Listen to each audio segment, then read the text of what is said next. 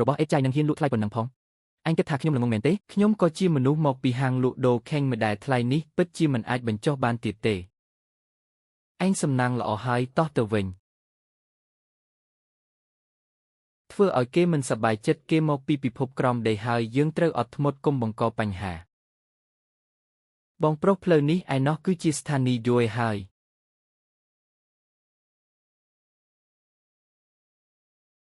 នៅក្នុងពិភពក្រោមដីនេះមានប្អូនប្រុសម្នាក់មើលទៅក៏ល្អម្ដែរ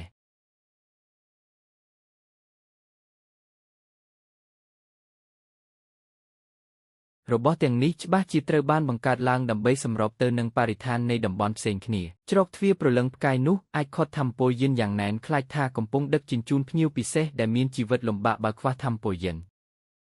បងប្រុសមើលនេះនាយ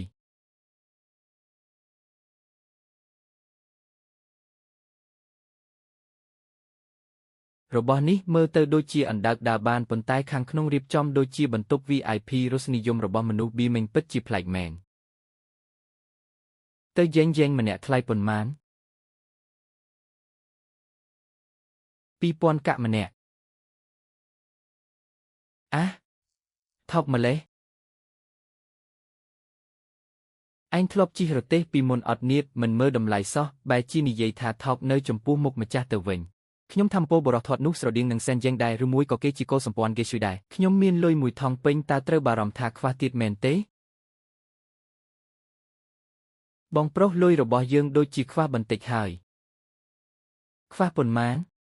មិនច្រើនទេខ្វះតែ5កាក់ទេឬមួយខ្ចីកាក់ថងយ៉ៃទាំង3ដែលខ្ញុំឲ្យបងមុននេះមកប្រើសិនទៅលុយនេះមិនទាន់ទាំងក្តៅដៃផងក៏ត្រូវហុចត្រឡប់ទៅវិញដដែលមិនអីទេដើម្បីជូនអាម្នាក់នេះទៅផ្ទះឲ្យបានឆាប់ខ្ញុំចេញឲ្យចុះថៅកែមើលចុះពួកយើងខ្វះតែកាក់ថងយ៉ៃពីរប៉ុណ្ណោះតើអាចជួយសម្រួលបន្តិចបានទេមុននេះឯងមិនទៅតែនិយាយថាថោកទេអីម៉េចក៏មួយប៉ព្រិចភ្នែកសំបីតែថ្លៃឡានក៏រកមិនគ្រប់ផងបានហើយឡើងឡានមកបាទអរគុណច្រើនបង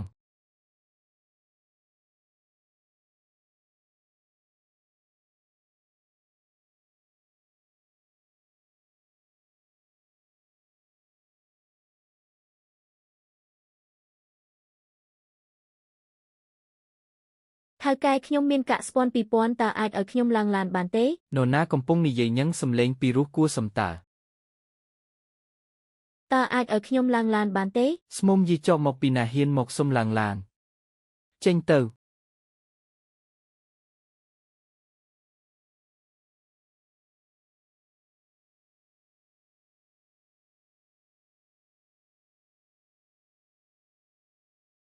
រឿងមិនតាក់ទងនឹងឯងទេកុំចេះដឹងអី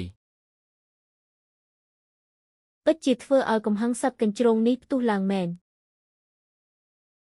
ហេតុអ្វីបានជាតម្លៃស្មើគ្នាបែរជាមិនព្រមឲ្យក្មេងស្រីនោះឡើងឡាន Because នាងជាកុលសម្ព័ន្ធ Gayen កុលសម្ព័ន្ធ Gayen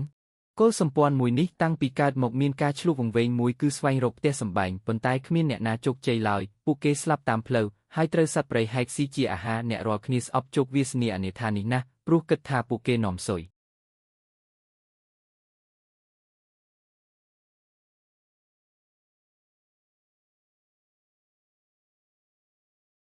ចង្រៃយៈតាមពិតជានាងបិសាចកញ្ជ្រោងសោះ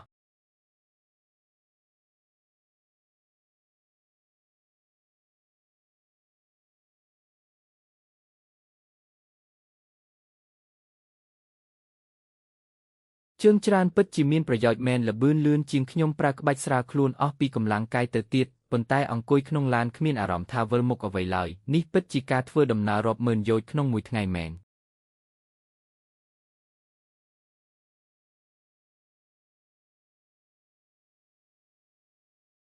បើកន្ទុយនាងគ្មានកន្លែងទុកទេខ្ញុំអាចជួយកាប់វាចេញបានម្ចាស់តូចសត្វចចកពិតជាឆ្លើយណាស់ណា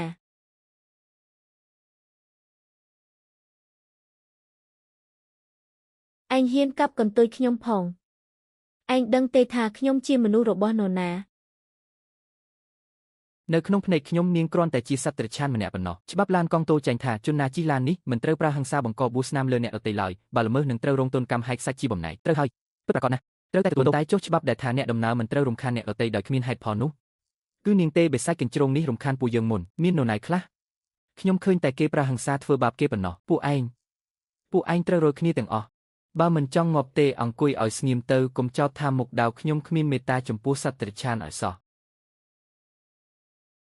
ខ្ញុំទុកពេលឲ្យពួកឯង3ដង្ហើមចេញពីឡាននេះទៅបើមិនដូច្នោះទេកុំបន្ទោសខ្ញុំអូនពួកយើងមិនមែនខ្លាចការគំរាមកំហែងរបស់ឯងឡើយថ្ងៃនេះឯងធ្វើឲ្យគេរបួសឯងត្រូវតែបកស្រាយឲ្យច្បាស់លាស់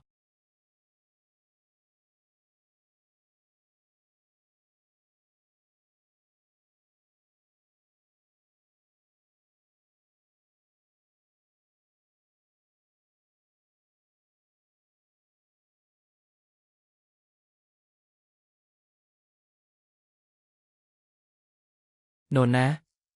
ជានរណាធ្វើរឿងនេះ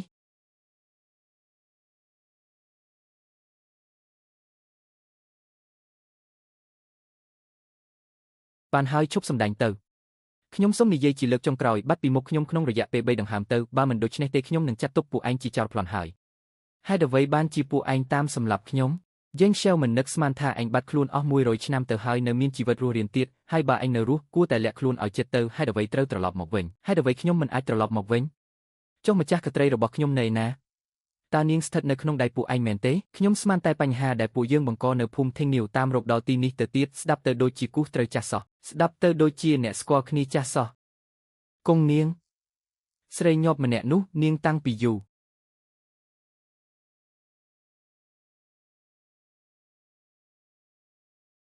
ឯងចេញមកពីណាហ្នឹងចរិតកាច់ខ្លាំងណាស់និយាយមិនត្រូវគ្នាក៏ហ៊ានវាយកំទេចឡានសម្រាប់មនុស្សកណ្ដាលផ្លូវដែរខ្ញុំដឹងថាឯងខ្លាំងតែឯងមិនអាចចាំគាត់និយាយចប់សិនចាំសម្លាប់ទេអីគង់នាងរបស់ខ្ញុំតើគង់នាងរបស់ខ្ញុំកាត់អីទៅហើយ2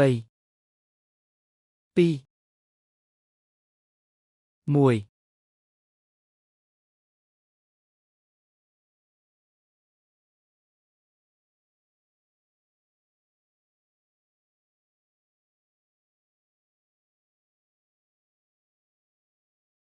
គង់នាងហេតុអ្វីគង់នាងរបស់ខ្ញុំទៅជា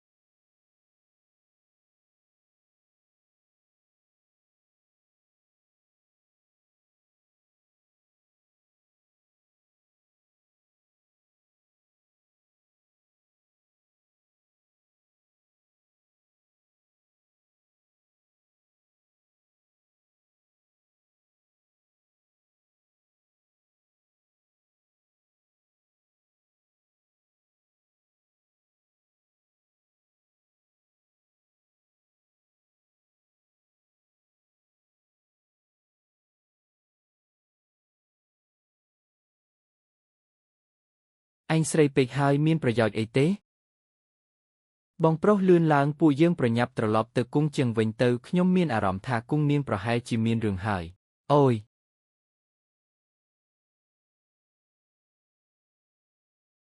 ឯងនេះស្រីណាស់ធ្វើខ្លួនឲ្យដូចជាមនុស្សប្រុសបន្តិចបានទេកុំរវល់តែនិយាយពីគង់នាងរាល់ថ្ងៃពេកខ្ញុំតាមដែលថៅកែធាត់ម្នាក់នោះនិយាយមុននេះគង់នាងប្រហែលជាលែងនៅហើយឲ្យតាមស្ថានភាពរបស់ម្នាក់នេះបើដឹងថាគង់នាងស្លាប់ហើយពិតជាទ្រាំមិនបានទេតើការងារដឹកជញ្ជូនលើកនេះអាចសម្រេចបានទេប្រាប់មកមើលតើគង់នាងនោះជាអ្នកណាឲ្យប្រាកដគង់នាងជាមេកុលសម្ព័ន្ធគង់ធានរបស់យើងហើយក៏ជាគូដណ្ដឹងតាំងពីក្មេងរបស់ខ្ញុំដែរនេះមិនពិបាកហើយទេអីមេកុលសម្ព័ន្ធគង់ស្លាប់ទៅហើយតើកុលសម្ព័ន្ធគង់អាចនៅមានទៀតទេ តើខ្ញុំត្រូវប្រកល់របស់យ៉ាងម៉េចទៅខ្ញុំឈ្មោះសានគង់ជាមនុស្សអសមត្ថភាពល្បីឈ្មោះម្នាក់នៅក្នុងកុលសម្ព័ន្ធគង់ធានគ្មានដងគ្មានសមត្ថភាពគ្មានខ្សែស្រឡាយតែចៃដន្យអីខ្ញុំបែរជាមានសម្បត្តិអាពាហ៍ពិពាហ៍ជាមួយស្រីដែលលេចធ្លោជាងគេបំផុតនៅគង់ជាងទៅវិញ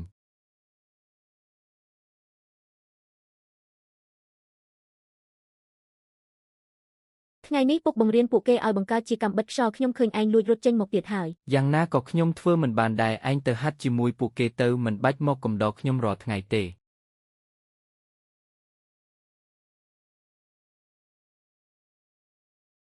សានគង់តើឯងធ្លាប់គិតចង់ទៅមើលពិភពលោកខាងក្រៅគង់ជាងទេខាងក្រៅ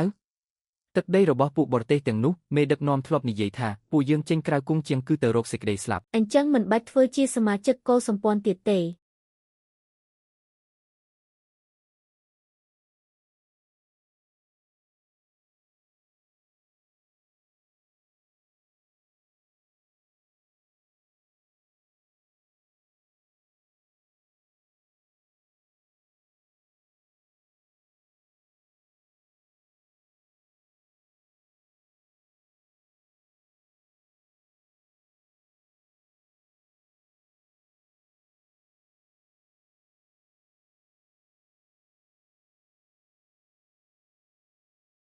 ទៅថ្ងៃមុខពេលពួកយើងរៀបការហើយតើឯងចង់ធ្វើអ្វីដែរ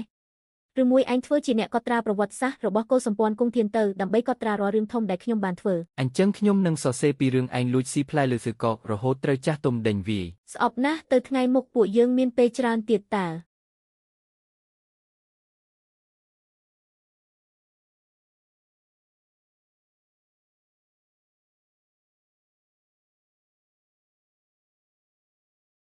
កុំអី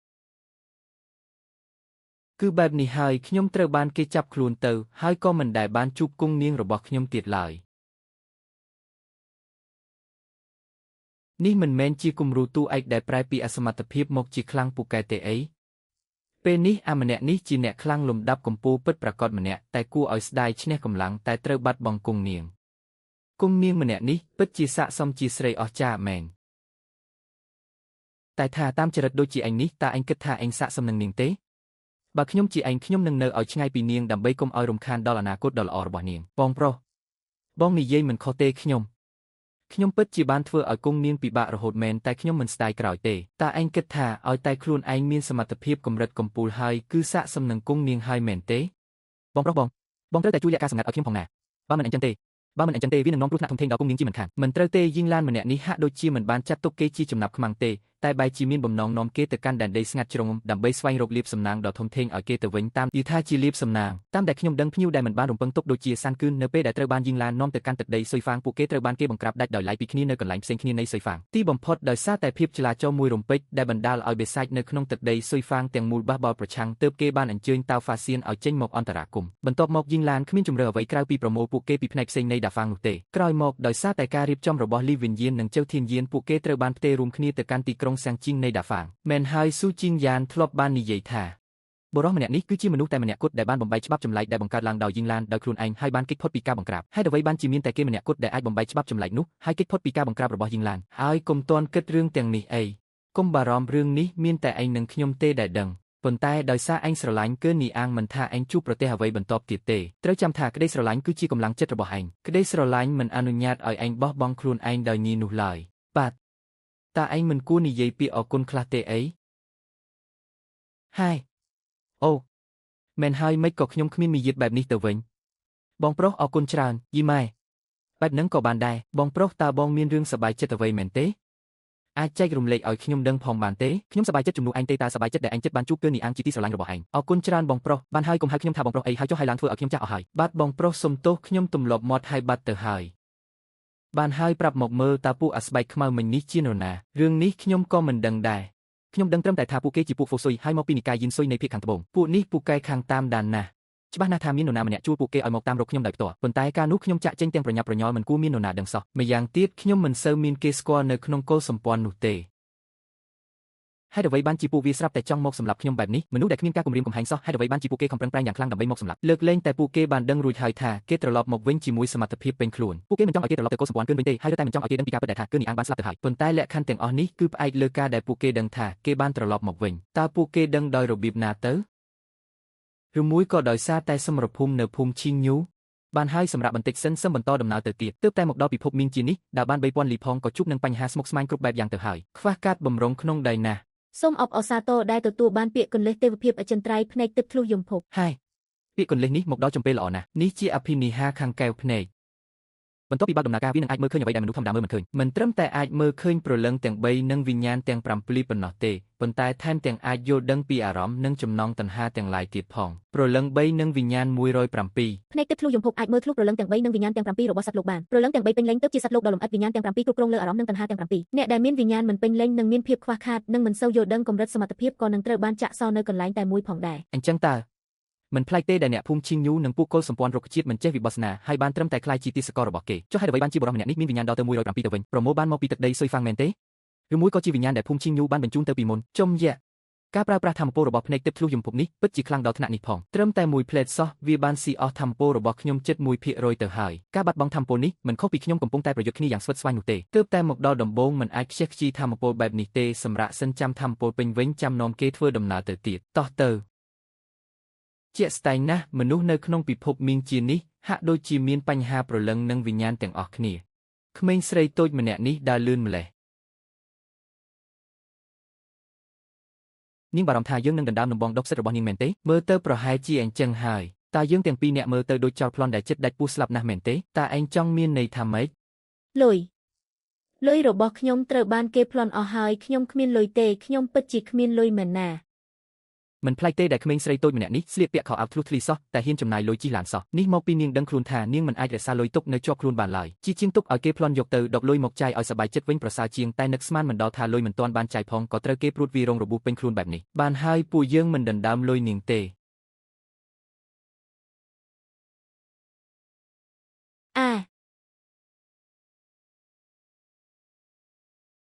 តើឯងជានរណាហ៊ានមកចេះដឹងរឿងរបស់លោកតានេះផងតើឯងជាជ្រូកព្រៃមកពីណាមិនចេះខ្មាស់គេខ្លះទេអីខ្លួនធំប៉ុណ្ណឹងបែរជាមកធ្វើបាបក្មេងស្រីតូចម្នាក់ទៅវិញហាពួកឯងនៅមានមុខមកនិយាយដាក់ខ្ញុំទៀតមែនទេកុំគិតថាខ្ញុំមិនបានឃើញពួកឯងនៅទីក្រុងឈីមូឲ្យសោះណាមិនមែនដោយសារតែឃើញនាងមានលុយជាប់ខ្លួនទើបមកធ្វើពុតជាមនុស្សល្អនៅទីនេះទេអីពួកយើងដូចគ្នាតែប៉ុណ្ណឹងយកអញ្ចេះទៅខ្ញុំសុកចិត្តខាត់បន្តិចចែកលុយគ្នាជា3ចំណែកស្មើគ្នាទៅយ៉ាងម៉េចដែរ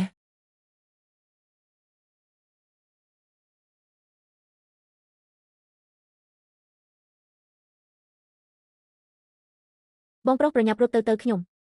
នឹងពន្យល់ប្រាប់លោកតាជ្រូកទាំងនេះនៅពេលបន្តិចទៀតកុំបារម្ភអីមានបងប្រុសនៅទីនេះហើ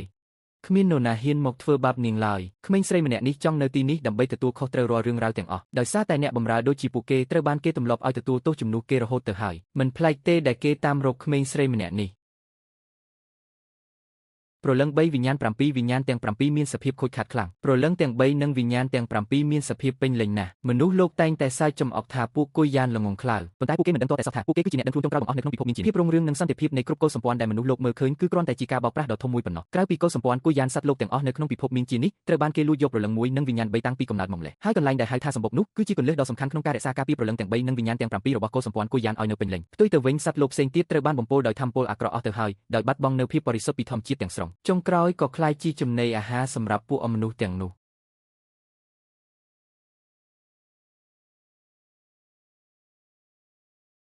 បងប្រុសបងប្រញាប់ចាក់ចេញពីទីនេះទៅល្អជាងតើនាងមានឈ្មោះអ្វីដែរខ្ញុំឈ្មោះយ៉ានលឺអ្នកគ្រប់គ្នាហៅខ្ញុំថាលឺកើតមកគ្មានក្តីរីករាយពិតជាគួរឲ្យអាសូរណាស់ល្អណាស់ឈ្មោះនេះពីរោះណាស់ឈ្មោះនេះស្ដាប់ទៅហាក់ដូចជាមានន័យល្អមិនដូចឈ្មោះសានគឿននីអាងអីនោះទេស្ដាប់ទៅមិនសមជាឈ្មោះមនុស្សសោះតើនាងចង់ទៅណាដែរចាគឺជាបណ្ដាំចុងក្រោយរបស់ម្ដាយខ្ញុំគាត់ប្រាប់ឲ្យខ្ញុំទៅកាន់ទន្លេហាវជៀនដើម្បីទៅជួបជុំនឹងបងស្រីរបស់ខ្ញុំបន្ទាប់មកបន្តដំណើរទៅទីខាងជើងរហូតតោះធ្វើដំណើរទៅបងប្រុសលុយខ្មោចដែលខ្ញុំមានពីមុនគឺជាប្រាក់រង្វាន់ដែលបានមកពីការជួយសែងអីវ៉ាន់ឲ្យថៅកែម្នាក់ចម្ងាយ3000លីគួរឲ្យស្ដាយលុយមិនទាន់បានចាយផងក៏ត្រូវបានគេប្លន់យកអស់បាត់ទៅហើយពួកគេថែមទាំងវាខ្ញុំទៀតផងពួកវាពិតជាសត្វតិរច្ឆានមែនបន្តដំណើរទៅទីខាងជើងដើម្បីធ្វើដំណើរទៅទីខាងជើងដើម្បីស្វែងរកសម្បុករបស់ពួកគេប៉ុន្តែផែនទីបង្ហាញថាការធ្វើដំណើរទៅទីខាងជើងគឺជាតំបន់ដែលមិនស្គាល់អត្តសញ្ញាណគ្រប់ដណ្ដប់ដោយពណ៌ប្រភេទគ្មានទីបញ្ចប់ដោយមិនបង្ហាញឈ្មោះទីកន្លែងណាមួយឡើយញ៉ាំទៅនេះសម្រាប់ឯង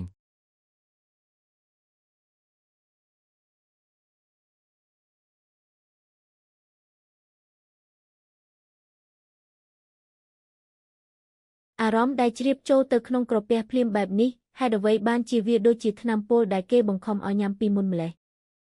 កុំខ្លាចអីសាច់គ្មានពុលទេគ្រាន់តែមានវិញ្ញាណបន្តិចបន្តួចវាសម្រាប់ទ្រទ្រង់រាងកាយ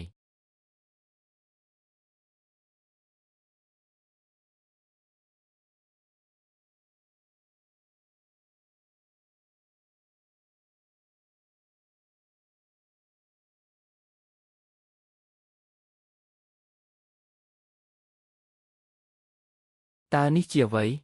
បងប្រុសនេះជាអាហារសម្រន់ម្យ៉ាងដែលម៉ែខ្ញុំបង្រៀនឲ្យធ្វើវាឆ្ងាញ់ណាស់មើមដែលដុះក្នុងទឹកប្រភេទនេះធម្មតាត្រូវបានពួកខ្មោចទឹកយាមតាមអ្នកណាចូលចិត្តនឹងត្រូវពួកវាអូសចូលក្នុងទឹកប៉ុន្តែថ្ងៃនេះមិនដឹងជាយ៉ាងម៉េចមិនឃើញមានសំបីតែមួយខ្ញុំក៏លួចបេះបានខ្លះមកបន្តិចទៀតធ្វើរួចបងប្រុសសាកញ៉ាំមើលទៅរបស់នេះមិនមានវិញ្ញាណខ្មោចតតែសោះ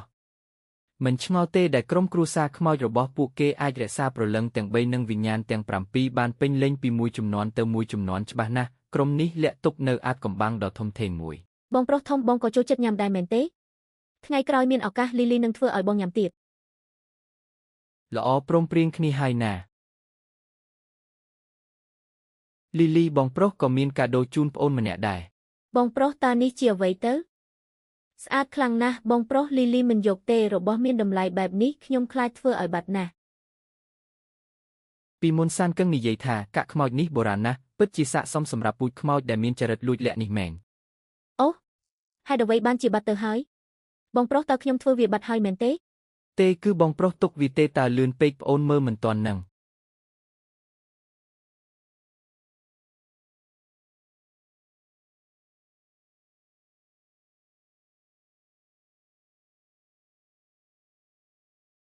បងប្រុសធំលាហើយព្រលឹងទាំង3និងវិញ្ញាណទាំង7របស់ពូជខ្មោចមិនដែលត្រូវបានគេសម្លឹងរកឡើយព្រោះតែពួកគេតូចតាចពេកតូចតាចរហូតដល់អ្នកណាក៏អាចធ្វើបាបបានតូចតាចរហូតដល់គ្មានអ្នកណាចង់ខាត់ពេលមកខ្វល់ខ្វាយពីពួកគេដូច្នេះគួរតែចាក់ចេញឲ្យឆាប់កុំទៅបំផ្លាញទម្លាប់របស់នាងហើយកុំទៅរំខាននាងទុកឲ្យពួកគេរស់នៅតាមរបៀបរបស់ពួកគេទៅចុះពួកយើងមិនដើរផ្លូវជាមួយគ្នាទេអាចជូនបានត្រឹមនេះឯងមើលទៅតាមអ្វីដែលកើតឡើងលើខ្លួនលីលីកាក់ខ្មោចទាំង100នេះក៏លាក់ទុកនៅអាថ៌កំបាំងដ៏ធំធេងមួយដែរទេវតាផ្កាឈីរីដ៏កំណាចត្រូវបាននាងបោកប្រាស់ហើយរតនសម្បត្តិពិតប្រាកដប្រហែលជាកាក់ខ្មោចទាំង100នៅក្នុងដៃខ្ញុំនេះហើយ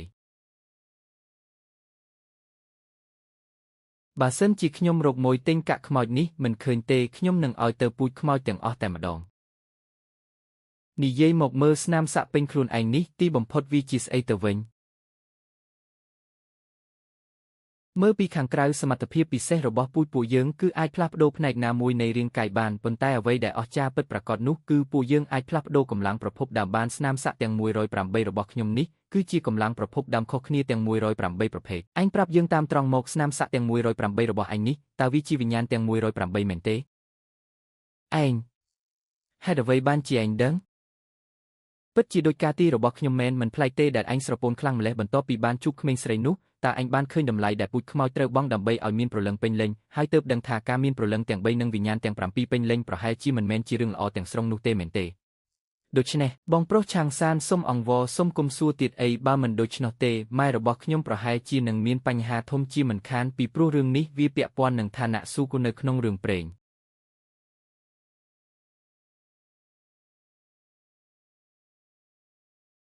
តើអ្វីទៅជាឋានៈសុខអ្វីដែលហៅថាឋានៈសុខវាមានន័យដូចគ្នានឹងវីរបុរសរបស់ពូជមនុស្សឯងដែរនៅទីនេះស្ទើរតែគ្មានសត្វលោកណាមានលក្ខណៈសម្បត្តិគ្រប់គ្រាន់ដើម្បីឡើងទៅកាន់ឋានៈសុខឡើយយីងឡានធ្លាប់ប្រាប់ខ្ញុំថាស្នាមសាក់ទាំង108របស់ខ្ញុំនេះពាក់ព័ន្ធនឹងអាថ៌កំបាំងនៃឋានៈសុខប្រសិនបើត្រូវគេដឹងវានឹងនាំមកនៅគ្រោះមហន្តរាយដល់ពូជសាសន៍របស់ខ្ញុំទាំងមូលមានន័យថាមានតែអ្នកដែលមានព្រលឹងទាំង3និងវិញ្ញាណទាំង7ពេញលេញប៉ុណ្ណោះទើបមានលក្ខណៈសម្បត្តិគ្រប់គ្រាន់ដើម្បីឡើងកាន់ឋានៈសុខ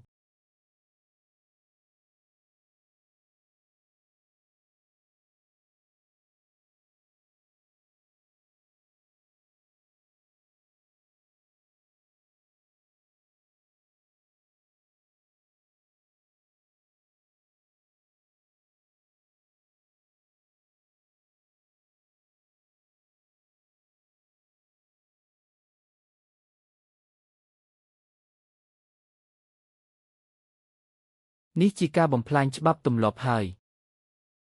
ឯងឈប់ភ្លាមកុំកំរើកឲ្យសោះមិនអាក្រក់ទេពិតជាក្លិននៃវិញ្ញាណដែលបែកបាក់មែនបៃជាវនឹងកើឡើដាំឡើយគោដៃរបស់ខ្ញុំមិនមែនជាឯងទេតែក្នុងពេលដែលឯងចង់រត់មកបុកខ្លួនឯងកុំបន្ទោសខ្ញុំថាមិនគួរសមអសោះ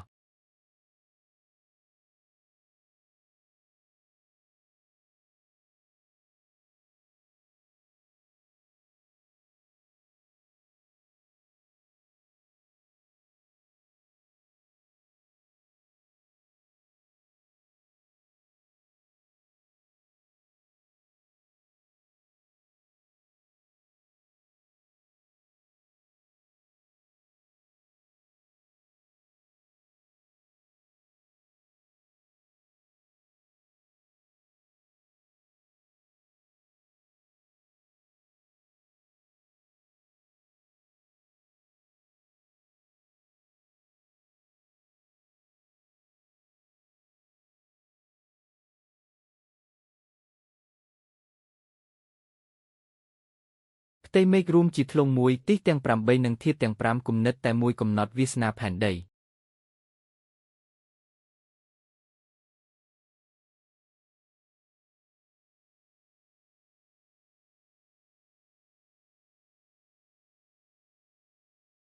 កំចាត់រឿងខ្មោចរបស់ខ្ញុំបានឯងពិតជាមានសមត្ថភាពខ្លះមែនចង់ប្លន់ទំនិញរបស់ខ្ញុំវាមិនងាយស្រួលនោះទេឯងទើបតែនិយាយថាទំនិញមែនទេឬមួយឯងជាអ្នកការពារទំនិញអូអញពិតជាស្គាល់អ្នកការពារទំនិញមែនទេលើកចុងក្រោយដែលខ្ញុំបានឃើញអ្នកការពារទំនិញគឺតាំងពីរាប់ពាន់ឆ្នាំមុននៅពេលដែលពូជមនុស្សរុងរឿងមិននឹកស្មានថានៅថ្ងៃនេះខ្ញុំអាចជួបម្នាក់ទៀតសោះល្អណាស់មិនបានភ្លក់រសជាតិព្រលឹងមនុស្សយូរហើយតាចាស់ម្នាក់នេះតែងតែមានក្លិនខ្លួនដូចជាពូជមនុស្សភ្នែកទិបធំយូរបើក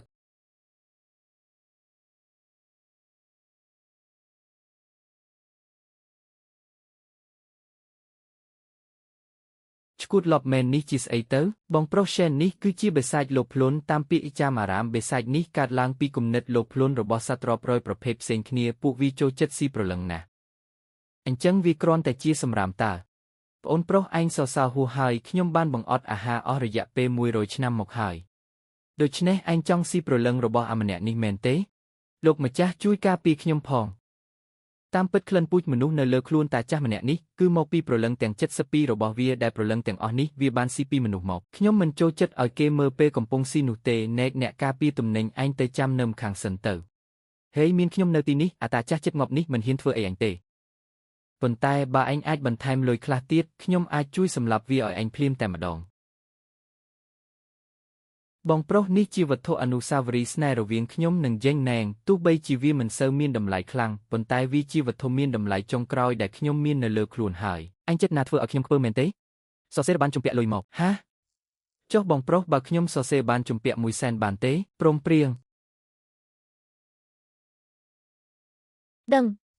កិច្ចសន្យាត្រូវគ្នាជោគជ័យរង្វាន់បេសកកម្មពិន្ទុការពារកើនឡើង10បេសកកម្មការពារសេងយើងទៅកាន់ដែនដីដូនតាយេងឈិននៃភពងឹតរង្វាន់បេសកកម្មបច្ចុប្បន្នពិន្ទុការពារបូក440សេងយើងថយទៅឲ្យឆ្ងាយបន្តិចទៅ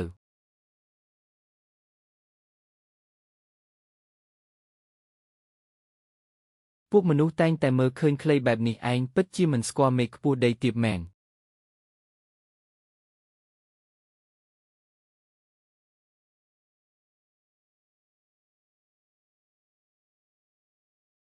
ឯងនេះជាដាវស្អីទៅកាលពីមុនវាជាកាំបិតសម្រាប់ជ្រូក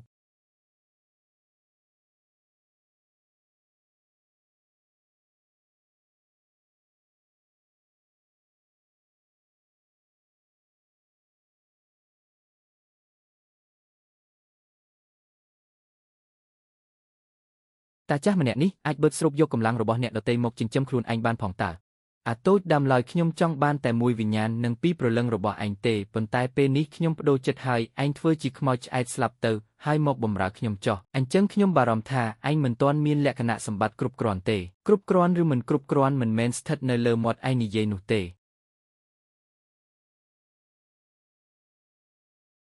អាស៊ូរ៉ា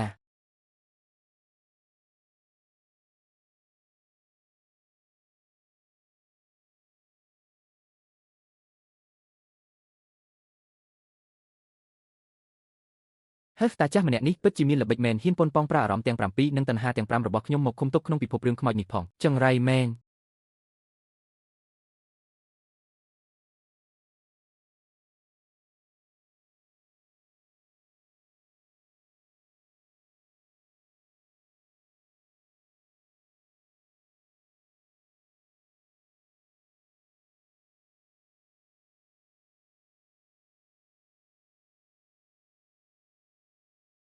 ជាដាវដ៏ចម្លែកណាស់អាម្នាក់នេះហ៊ានប្រើព្រលឹងមួយនៅលើខ្លួនមកទប់ទល់នឹងការវាយប្រហារដ៏សាហាវម្ដងផងតើរបស់ដែលខ្ញុំបានសម្លឹងឃើញហើយបើជាតិលើយកមិនបានគឺមិនព្រមឈប់ឡើយលុះត្រាតែស្លាប់រៀងខ្លួនអាឈួតម្នាក់នេះហេតុអីក៏ត្រូវមនុស្សសាហាវបែបនេះតាមសម្លាប់លឿនម្លេះបេសកកម្មការពារនេះដូចជាប្រញាប់ប្រញាល់ពេកហើយបងប្រុសខំប្រឹងឡើងខំប្រឹងក្បាលឯងអី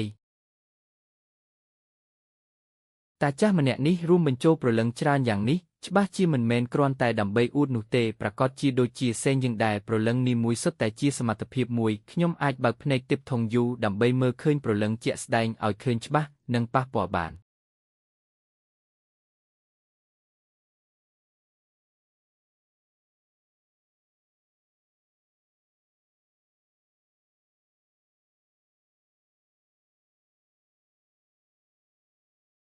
បើមិនស្គាល់ការគួរទេអញ្ចឹងមកឲ្យខ្ញុំភ្លក់រសជាតិប្រលឹងមនុស្សសិនទៅ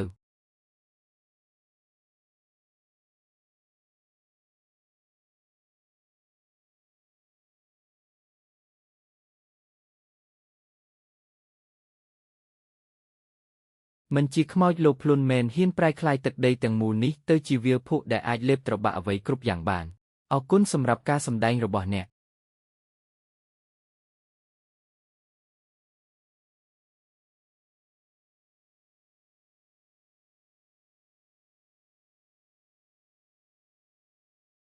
នេះមិនអាចទៅរួចទេមិនក៏ឯងអាចប៉ះពាល់ដល់ព្រលឹងដើមរបស់ខ្ញុំបានត្រូវហើយអ្វីដែលឯងនិយាយគឺត្រូវទាំងអស់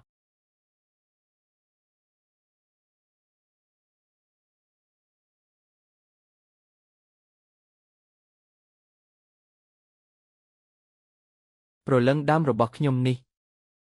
មិនអាចទៅរួចដាច់ខាតពេលនេះព្រលឹងទាំង72របស់ខ្ញុំបាត់បង់អស់70ហើយមានតែស៊ីទីហ៊ានដ៏ខ្លាំងក្លានៅចំពោះមុខដែលមានព្រលឹងដើមនេះទេទើបអាចបំពេញការខាតបង់ទាំងអស់របស់ខ្ញុំបានដើម្បីគេចចេញពីទីនេះហើយយកអាថ៌កំបាំងនេះត្រឡប់ទៅវិញមិនស្រួលទេ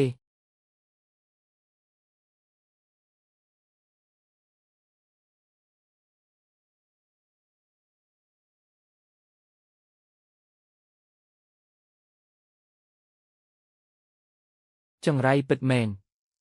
នៅហ៊ានប៉ះពាល់របស់ខ្ញុំទៀត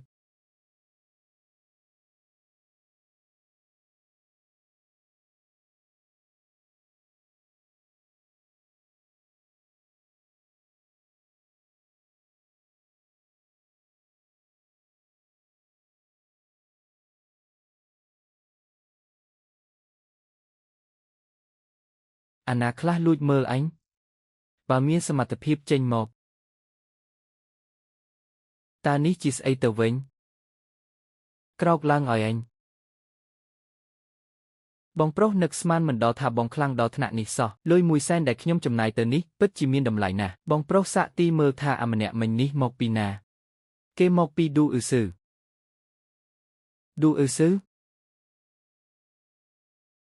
ពិតមែនហើយនោះមិនមែនជាឈ្មោះមនុស្សទេ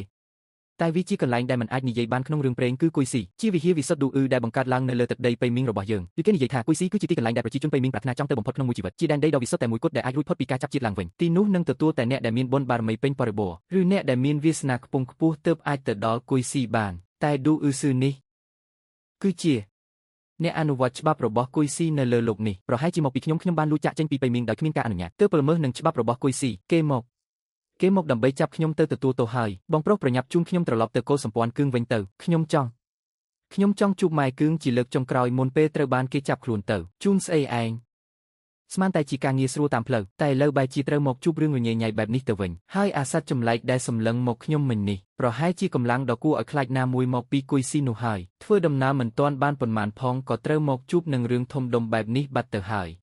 អ្វីដែលសំខាន់បំផុតនោះគឺលុយដែលមេធ្មប់ថៅហ្វាសៀនឲ្យមកនោះនៅមិនអាចចាយបាននៅឡើយទេអាម្នាក់នេះមានកម្លាំងកម្រិតកម្ពូលធានសៀងតែខ្លួនទេតែគ្មានស្មារតីរឹងមាំគ្រប់គ្រាន់ដើម្បីគ្រប់គ្រងអំណាចនេះសោះពិតជាមិនអាចធ្វើការធំបានមែនបើខ្ញុំជាម៉ែគឿងឃើញវាទន់ជ្រាយបែបនេះខ្ញុំនឹងធាក់មួយជើងឲ្យខ្ទាបភ្លាមនិយាយរឿងដែលហៅថាគុយស៊ីនឹងបន្តិចមើលតាមពាក្យចាំអារាមទីនោះជាពិភពលោកមួយដែលខុសប្លែកទាំងស្រុងពីដែនដីវិញ្ញាណរបស់យើងនៅទីនោះគ្មានភាពងឹតដែលគ្មានទីបញ្ចប់ឡើយគ្មានប្រលឹងខ្មោចឬបិសាចអាក្រក់នៅគ្រប់ទីកន្លែងឡើយភ្នំនិងទន្លេមានវិញ្ញាណអ្វីទាំងអស់មានរបៀបរៀបរយជាដែនដីដ៏សុខសាន្តអស់កលឹបជានិច្ចដែលគ្រប់ជីវិតប្រាថ្នាចង់ទៅដល់ប៉ុន្តែគុយស៊ីក៏មានច្បាប់ស៊ូក៏ដ៏ខ្ពង់ខ្ពស់បំផុតដែលមិនអនុញ្ញាតឲ្យសត្វលោកណាប្រឆាំងឡើយឲ្យតែហ៊ានល្មើសយ៉ាងស្រាលនឹងត្រូវធ្លាក់ខ្លួនជាជនសាមញ្ញយ៉ាងធ្ងន់វិញវិញ្ញាណនឹងត្រូវធ្លាក់ទៅក្នុងនរកអវិជ័យមិនអាចកើតជាថ្មីឡើយឯអ្នកដំណើរឌូអ៊ឺគឺជាតំណាងរបស់គុយស៊ីនៅលើលោកនេះបើពិនិត្យមើលស្បែកមនុស្សនៅលើខ្លួនតាចាស់មិញនេះ សត្វលោកទាំងអស់នៅក្នុងភ្នែករបស់ពួកគេគឺគ្រាន់តែជាដំណាំក្នុងស្រែដែលពួកគេអាចប្រមូលផលពេលណាក៏បានមើលទៅគោលដៅនៅក្នុងពិភពវិញ្ញាណនេះគ្មានមួយណាធម្មតាឡើយមនុស្សគ្រប់គ្នានៅទីនេះសុទ្ធតែត្រូវបានគេប្រើដើម្បីចិញ្ចឹមព្រលឹងការការពារពួកគេគឺស្មើនឹងការប្រឆាំងជាមួយពួកអ្នកមើលការខុសត្រូវទាំងនោះចង់តែបោះបង់ចោលពាក់កណ្ដាលទីទេវើយបងប្រុសចិនប្រហែលជាមិនគិតចង់បោះបង់ចោលពាក់កណ្ដាលទីទេដឹងបងប្រុសនៅសល់ភ្លើបន្តិចទៀតដល់ហើយបងដាច់ខាត់កុំបោះបង់ចោលឲ្យសោះណាបងមើលចុះខ្ញុំឲ្យបងថាបងប្រុសហើយតើបើនៅតែមិនបានឲ្យខ្ញុំឲ្យបងថាឪពុកក៏បានដែរអញឆ្ងល់ថាហេតុអ្វីអាម្នាក់នេះចូលចិត្តឲ្យបងប្រុសម្លេះតាមពិតគឺដើម្បីចង់ស្និទ្ធស្នាលជាមួយអញសោះដើម្បីយកមកធ្វើជាសាច់ញាតិនៅពេលមានអាសន្នទៅឲ្យឆ្ងាយទៅអញនិយាយតែរឿងលុយមិននិយាយរឿងមនោសញ្ចិតណាទេកុំមកប្រើល្បិចនេះជាមួយអញនិយាយរឿងលុយឬមួយឲ្យតែខ្ញុំហ៊ានសន្យាឲ្យលុយគឺអាចធ្វើបានទាំងអស់តែគិតទៅហាក់បីដូចជាពិតមែនឲ្យតែគាត់ចេញមុខម្ដងគឺត្រូវតែមានរឿងលុយកាក់ជានិច្ចឲ្យតែហ៊ានឲ្យលុយគាត់ហ៊ានកាប់សម្លាប់គ្រប់គ្នាទាំងអស់អូតាមពិតគឺបែបនេះសោះ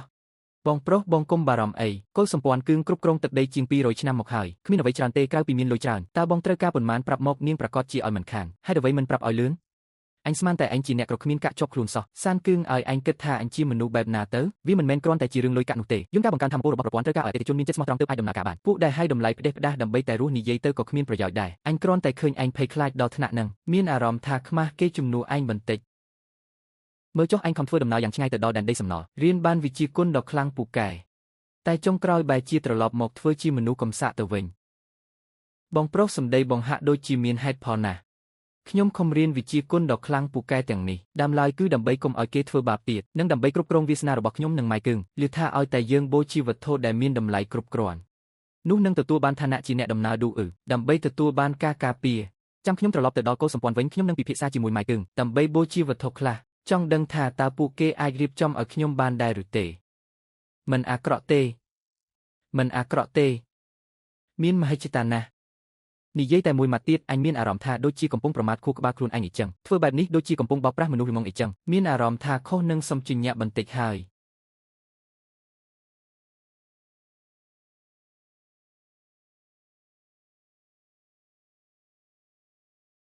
ហេបងប្រុសចាំខ្ញុំផង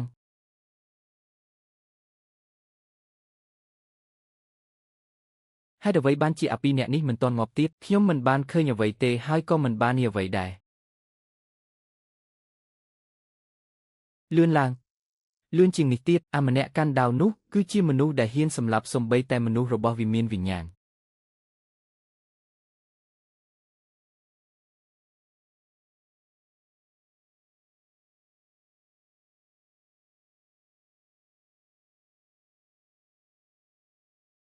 បងប្រុសខ្លួនប្រានផ្នែកខាងក្រោមរបស់ខ្ញុំដូចជាលែងមានអារម្មណ៍ហើយយ៉ាងម៉េចចង់ឲ្យអញជួយម៉ាសាឲ្យមែនទេមិនបាច់ទេបងទុកឲ្យខ្ញុំសម្រាប់បន្តិចទៅមួយសន្ទុះនឹងដឹងជាហើយឡានចង្រៃនេះលឿនពិតមែនតែប្រព័ន្ធបូមរបស់វាអន់ខ្លាំងណាស់ខ្ញុំទ្រាំសឹងតែមិនចង់បានទៅហើយបងប្រុសឲ្យតែឆ្លងកាត់ទីក្រុងដ៏ធំនៅខាងមុខនេះទៅដល់ត្រើយម្ខាងគឺជាទឹកដីគឿងហើយទីក្រុងដ៏ធំនៅខាងមុខនេះគឺជាកំពែងការពារដ៏រឹងមាំមួយដែលលាតសន្ធឹងកាត់ព្រំដែនខាងត្បូងទាំងមូលដែលខណ្ឌចែកទឹកដីគឿងផ្សេងទៀតឲ្យដាច់ស្រឡះពីគ្នាច្រកទ្វារដែកដ៏មានអានុភាពដែលខណ្ឌចែកដាច់ស្រឡះពីខេត្តកឹងជៀងផែនទីបង្ហាញថាកឹងជៀងមានទំហំស្មើនឹងសាលាចារឹកណានជៀងប៉ុន្តែជិតពាក់កណ្ដាលជាវាលខ្សាច់សំណាងល្អពីទីនេះទៅទឹកដីកឹងស៊ូស្ទើរតែមិនបាច់វាងឆ្ងាយទេប្រសិនបើអាចរកសេះរទេសនៅស្ថានីយ៍ទូក្នុងច្រកទ្វារជាណាននេះបានប្រហែលជា5ថ្ងៃអាចទៅដល់ហើយអាណិកជនសានកឹងនេះត្រូវបានគួយស៊ីតាមប្រមាញ់ស្អិតរមួតហើយផ្ទៃក្នុងក្រុមជនជាតិកឹងក៏មានបញ្ហាធំដែរប្រលឹងនៅលើខ្លួនសានកឹងពាក់ព័ន្ធនឹងអាតកំបាំងដ៏ធំសម្បើមដែលលាក់បាំងនៅពីក្រោយពិភពលោកនេះហេះធុញណាស់ធ្វើដំណើរទៅមុខទៀតបើមិនធ្វើឲ្យក្រុមជនជាតិកឹងនេះខាត់បង់ធំទេគឺខាត់ជើងខ្ញុំមកហើយ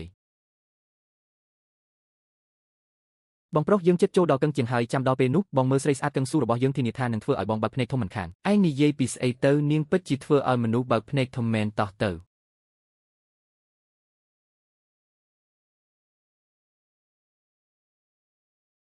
គ្មានលុយទៅស្ថានីយ៍ទូទេរកឡានជិះដោយសារសិនទៅ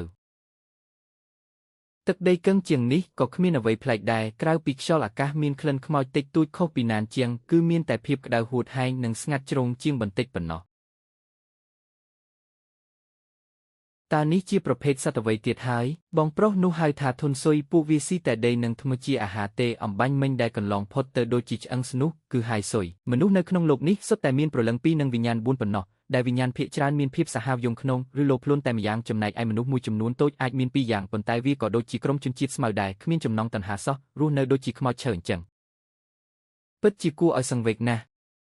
់ល្អណាស់មិនយូរទៀតទេនឹងបានជួបកឹងនាងរបស់ខ្ញុំហើយខ្ញុំនឹកកឹងនាងណាស់កឹងនាងឃើញខ្ញុំច្បាស់ជាសប្បាយចិត្តដូចខ្ញុំមិនខានរាល់ថ្ងៃនិយាយតែពីកឹងនាងនៅក្បែរតែជាខ្ញុំធ្វើឲ្យឥឡូវនេះខ្ញុំពិតជាចង់ដឹងណាស់ថាកឹងនាងនេះមានមន្តស្នេហ៍បែបណាទើបអាចធ្វើឲ្យអាម្នាក់នេះវង្វេងដល់ថ្នាក់នេះដើមឡើយចង់រកឡានជិះដោយសារដើរតាំងពីយូរមកហើយឡានដែលជួបតាមផ្លូវគ្មានមួយណាទៅផ្លូវជាមួយសោះតើក្រុមជនជាតិកឹងធានរបស់អ្នកនៅក្នុងទឹកដីកឹងជាងនេះស្ថិតក្នុងលំដាប់ណាដែរពួកយើងបែងចែកទឹកដីតាមខ្សែស្រឡាយលោហិតជាត្រកូលមានមេឃធាងច្រើនណាស់ខ្ញុំជាខ្សែស្រឡាយកឹងធានដែលជាខ្សែស្រឡាយផ្ទាល់ដ៏បរិសុទ្ធបំផុតរបស់កឹងស៊ូដោយយកកឹងជាត្រកូលប៉ុន្តែដោយសារតែមានភាពចលាចលដ៏ធំកាលពី200ឆ្នាំមុនខ្សែស្រឡាយខ្ញុំនៅសល់តែខ្ញុំម្នាក់គត់ទោះបីជាកឹងនាងស្ថិតក្នុងមេឃធាងតែមួយក៏ដោយប៉ុន្តែនាងជាខ្សែស្រឡាយបន្តបន្សំអញ្ចឹងក្រុមជនជាតិកឹងក៏មិនខុសពីអាណាចក្រលោកេរបស់មនុស្សប៉ុន្មានដែរផ្ទៃក្នុងបែងចែកបាក់ពុកជាច្រើនគៀបសង្កត់គ្នាទៅវិញទៅមកហើយដើម្បីបង្រួបបង្រួមកឹងជាងឡើងធ្វើស្ដេចថ្ងៃធម្មតាក៏វាប្រហារគ្នាទៅវិញទៅមកជាច្រើនឆ្នាំមកនេះមានតែខ្ញុំនិងកឹងនាងប៉ុណ្ណោះដែលរស់នៅពឹងផ្អែកគ្នាទៅវិញទៅមកដើមឡើយខ្សែស្រឡាយរបស់យើងចិត្តត្រូវបានកម្លាំងកឹងស៊ូផ្សេងទៀតលេបត្របាក់និងបែងចែកអស់ទៅហើយប៉ុន្តែចំពេលមានវិបត្តិដ៏ធំនេះកឹងនាងបានចេញមុខមកមិនត្រឹមតែប្រើកម្លាំងផ្ទាល់ខ្លួនដើម្បីរក្សាស្ថានភាពឲ្យមានស្ថិរភាពប៉ុណ្ណោះទេថែមទាំងបានពង្រីកខ្សែស្រឡាយនេះឲ្យរុងរឿងឡើងវិញទៀតផងថែមទាំងមានទំនោរចង់យកឈ្នះកម្លាំងដទៃទៀតរបស់កឹងជាងដែលសហការគ្នានោះទៅទៀតគ្រាន់តែថាកាលពី200ឆ្នាំមុនច្បាស់ជាមានរឿងរ៉ាវដ៏រន្ធត់មួយកើតឡើងទើបធ្វើឲ្យសានកឹងឈានជើងចូលទៅក្នុងទឹកដីសាឡាស្ងាត់ជ្រុងដើម្បីផ្លាស់ប្ដូរខ្លួនឯងធ្វើឲ្យខ្លួនមានកម្លាំងជួយកឹងនាងប្រឆាំងនឹងកឹងស៊ូតេទៀតព្រលឹងដែលខ្ញុំបានឃើញនៅក្នុងសមុទ្រមិញហាយនេះគឺពិតជាកឹងនាងមិនខុសទេយោងតាមការពន្យល់របស់ច្បាប់ទូយើការដែលព្រលឹងចាក់ចេញពីសរីរាង្គមានន័យថាមនុស្សម្នាក់នោះបានស្លាប់បាត់ទៅហើយដូច្នេះកឹងនាងប្រហែលជាស្លាប់បាត់ទៅហើយតែបើប្រសិនជាស្លាប់មែនតើលិខិតសញ្ញាពណ៌នៅក្នុងដៃខ្ញុំនេះត្រូវបើកប្រាក់យ៉ាងម៉េចទៅចង្រៃពិតមែនបើស្លាប់ពិតមែនលិខិតសញ្ញាទាំងនេះមិនអាចបើកប្រាក់បានទេវានឹងក្លាយជាក្រដាសឥតប្រយោជន៍និងជាបំណុលវិនិច្ឆ័យមិនខានប្រព័ន្ធការិយាល័យដឹកជញ្ជូនដែលបានបន្ថែមលុយនោះនឹងមិនផ្ដល់ឲ្យខ្ញុំសូម្បីតែមួយកាក់ឡើយយ៉ាងច្រើនបានត្រឹមតែការធានាការពីខ្លួនដែលគ្មានប្រយោជន៍ប៉ុណ្ណោះឈួតឲ្យប្រហែលជាត្រូវខំប្រឹងឥតប្រយោជន៍ហើយត្រូវតែស៊ើបសួរឲ្យដឹងច្បាស់ជាប្រញាប់ថានាងស្លាប់ឬនៅនេះជាតម្លៃកម្រៃសម្រាប់ដំណើរដឹកជញ្ជូនរបស់ខ្ញុំហើយតោះទ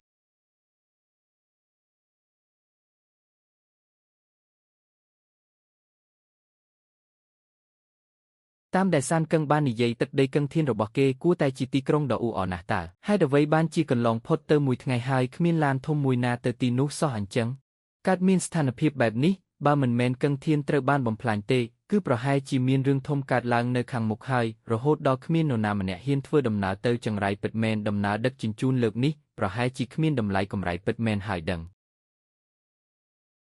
មានអារម្មណ៍ថានោះជាជនជាតិកឹងស៊ូទៅស៊ើបសួរពីកឹងនាងបន្តិចទៅខាងមុខជាក្រុមជនជាតិកឹងធានមែនទេកឹងធានបាទ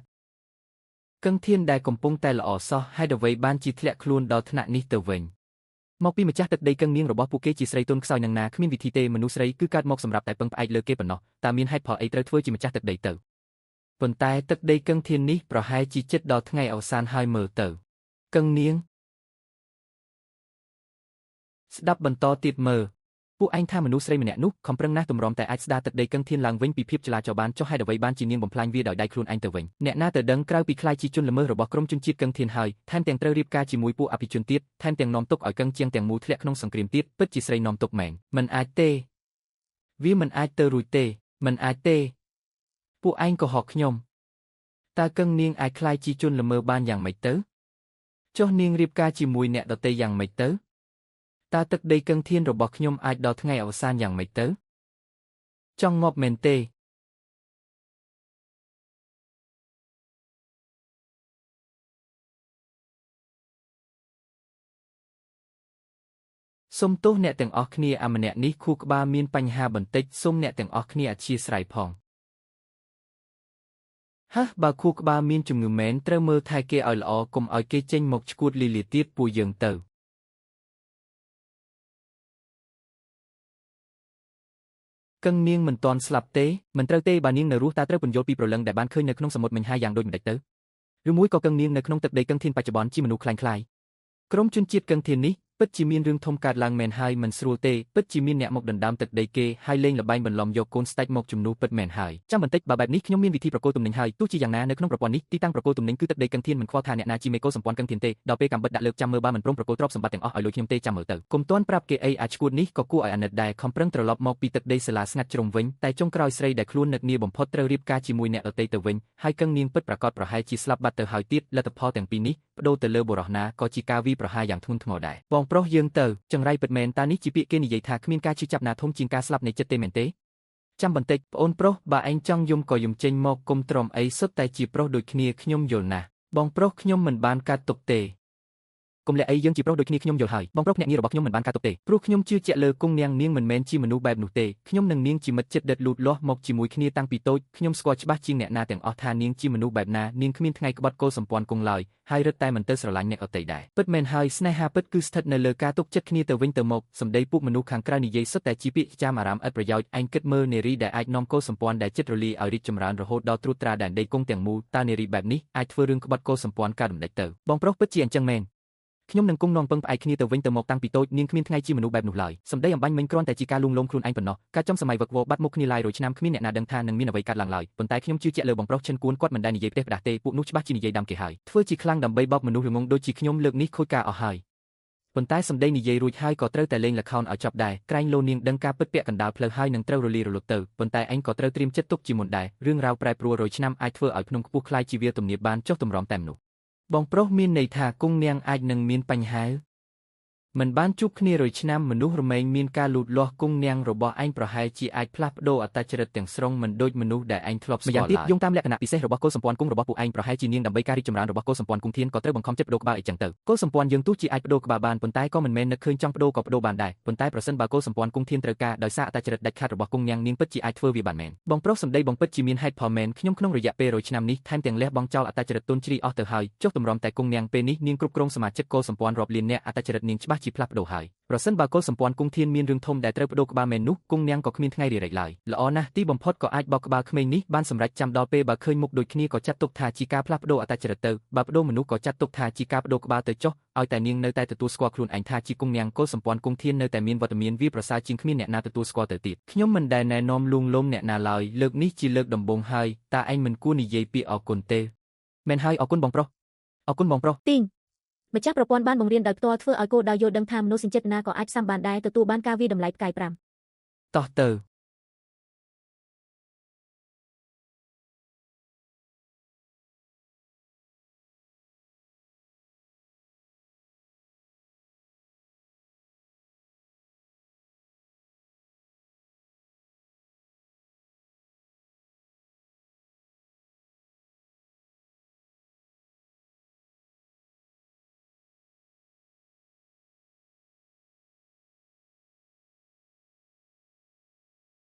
សម្រាប់សិន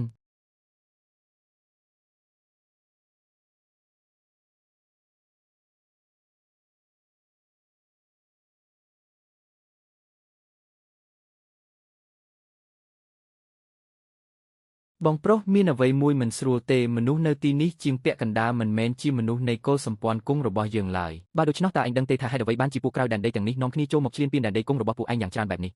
ខ្ញុំបានចាក់ចេញ100ឆ្នាំទៅហើយពេលវេលា100ឆ្នាំបានផ្លាស់ប្ដូរអ្វីគ្រប់យ៉ាងទៅហើយតើខ្ញុំអាចដឹងពីស្ថានភាពបច្ចុប្បន្នបានយ៉ាងដូចម្តេចទៅរឿងនេះច្បាស់ជាមិនអាចកាត់ផ្តាច់ពីគង់នាងคล้ายៗនោះបានឡើយមិនអីទេទៅ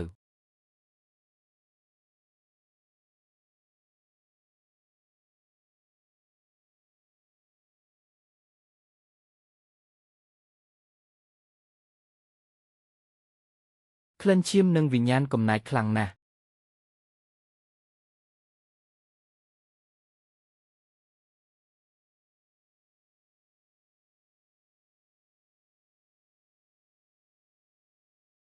ពួកយើងដើរតាមក្លិននេះទៅ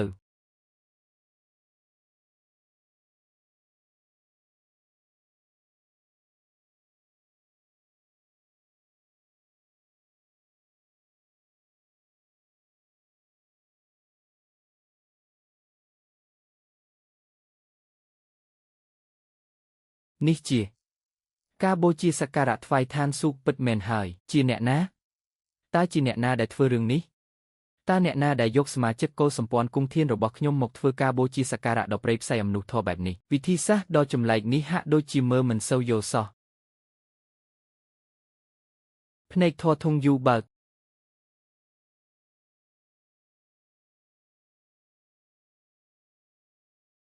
សាកសពទាំងអស់នេះសុទ្ធតែបាត់បង់ព្រលឹងទាំង3វិញ្ញាណទាំង7អស់ទៅហើយច្បាស់ណាស់ថាការបូជាសក្ការៈនេះមានជាប់តាក់ទងនឹងព្រលឹងទាំង3វិញ្ញាណទាំង7មិនអាចទៅរួចឡើយគង់នាងគឺជាមនុស្សដែលមានចិត្តសប្បុរសបំផុតនៅលើโลกនេះហេតុអ្វីបានជានាងមិនអើពើ ហេតុអ្វីបានជាបណ្ដោយឲ្យសមាជិកកុលសម្ព័ន្ធរបស់ខ្លួនត្រូវគេធ្វើបាបនិងកាប់សម្លាប់តាមចិត្តបែបនេះបានហើយគុំគិតច្រើនអីនៅសល់ផ្លូវរាប់ពាន់លីទៀតទើបទៅដល់ពេលនោះចាំសួរនាំឲ្យច្បាស់ផ្ទាល់មុខទៅជាការស្រេចបងប្រុសបងមិនដឹងទេវិធីសាស្ត្របូជាសក្ការៈបែបនេះមិនមែនជារបស់ដែនដីគង់យើងតតែសោះសូម្បីតែនៅក្នុងដែនដីទាំង108នៃប៉ៃមៀងក៏គ្មានដែរព្រោះថាការបូជាសក្ការៈដោយប្រើជីវិតមនុស្សក្នុងទ្រង់ទ្រីធំណាមួយសុទ្ធតែជាបំរាមដាច់ខាតនៅក្នុងដែនដីប៉ៃមៀងរបស់យើងនេះគឺមានអ្នកណាម្នាក់ចាត់ទុកដែនដីដ៏ពិសិដ្ឋគង់ធានរបស់យើងជាទីសក្ការៈសម្រាប់កាប់សម្លាប់ដែលអ្នកណាក៏អាចមកធ្វើបាបបានតើឯងដឹងទេថាគោលបំណងនៃការយកជីវិតមនុស្សមកធ្វើការបូជាសក្ការៈទាំងនេះគឺដើម្បីអ្វីបូជាសក្ការៈថ្វាយព្រះនេះពិតជាដូចប៉ាន់ស្មានពីមុនរបស់ខ្ញុំមែនសូម people គឺកំពុងប្រើប្រាស់ព្រលឹងរបស់សត្វលោកនិងបិសាចនៅក្នុងពិភពយមរីទាំងមូលនេះដើម្បីយកទៅបញ្ចុកនិងរៀបចំផែនការសម្រាប់អត្ថភាពដ៏អាក្រក់មួយចំនួនទៀតទោះបីជាមើលមិនយល់ពីអាថ៌កំបាំងនៃមន្តអាគមបូជាសក្ការៈនេះក៏ដោយប៉ុន្តែនេះពិតជាការបញ្ចុកចំណីយ៉ាងពិតប្រាកដគ្រាន់តែថាពេលនេះអ្វីដែលត្រូវបារម្ភមិនមែនជាការប្រមូលព្រលឹងនោះទេប៉ុន្តែគឺស្ត្រីដ៏អាថ៌កំបាំងម្នាក់នោះប្រហែលជាបានផ្សារភ្ជាប់ទំនាក់ទំនងជាមួយកម្លាំងងឹតនៅពីក្រោយពិភពយមរីទៅហើយថែមទាំងបានបង្កលក្ខណៈងាយស្រួលដល់ពួកគេក្នុងការកាប់សម្លាប់យ៉ាងព្រៃផ្សៃទៀតផងអ្នកណាគេឈប់កុំមកបង្កការលំបាកដល់ខ្ញុំឲ្យសោះកុំខ្វល់ពីខ្ញុំឲ្យខ្ញុំទៅឯងដេញតាមទៅអាចសងសឹកឲ្យពួកគេបានឬទេឯងដេញតាមទៅសម្លាប់ពួកគេទាំងអស់តើមនុស្សទាំងនេះអាចរស់ឡើងវិញបានទេឯងដេញតាមទៅមិនខ្លាចធ្លាក់ក្នុងអន្ទាក់របស់ពួកគេទេពួកគេចិត្តណាបន្សល់ទុកកន្លែងកើតហេតុដ៏ព្រៃផ្សៃបែបនេះថែមទាំងចិត្តណាឲ្យដឹងពីចលនាទៀតផងប្រើខួរក្បាលគិតបន្តិចមើលបានទេ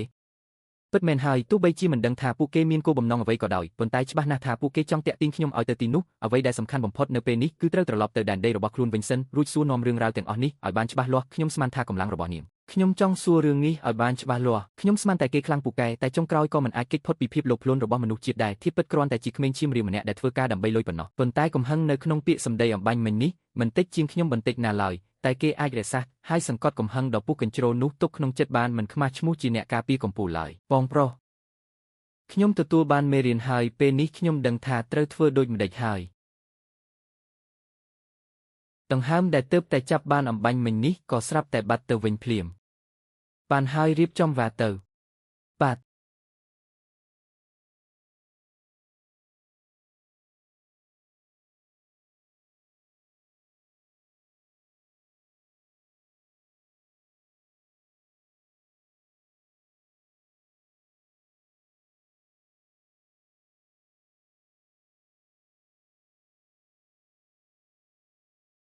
ទោះបីជាកុលសម្ព័ន្ធកិនជាកុលសម្ព័ន្ធស៊ុយក៏ដោយ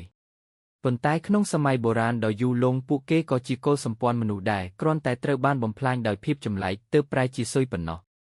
ដាំឡើយស្មានតែទោះបីជាពួកគេរស់នៅដោយគ្មានជម្រើសក៏គង់តែអាចរស់នៅបានសុខសាន្តជាងដែនដីថ្មចោលដែរតែមិននឹកស្មានថាដែនដីមីងនេះជីវិតរស់នៅរបស់សត្វលោកបែរជាខូខើជាងនេះទៅទៀតព្រលឹង2និងវិញ្ញាណ4ដែលនៅសេសសល់ត្រូវបានគេបង្ដកយកទៅធ្វើជាបូជាវាស្មើនឹងការដកហូតសិទ្ធិចាប់ជាតិថ្មីក្នុងវដ្តសង្សាររបស់ពួកគេដោយផ្ទាល់ការស្លាប់បែបនេះមិនមែនជាការស្លាប់ធម្មតាទេតែជាការមិនអាចចាប់ជាតិជាថ្មីអស់កលឹបជានិច្ចប៉ុន្តែសម្រាប់ពួកព្រះដែលគង់នៅជាន់ខ្ពស់ទាំងនោះវាក៏ប្រហែលជាគ្រាន់តែជាអាហារដ៏ឆ្ងាញ់មួយពេលប៉ុណ្ណោះ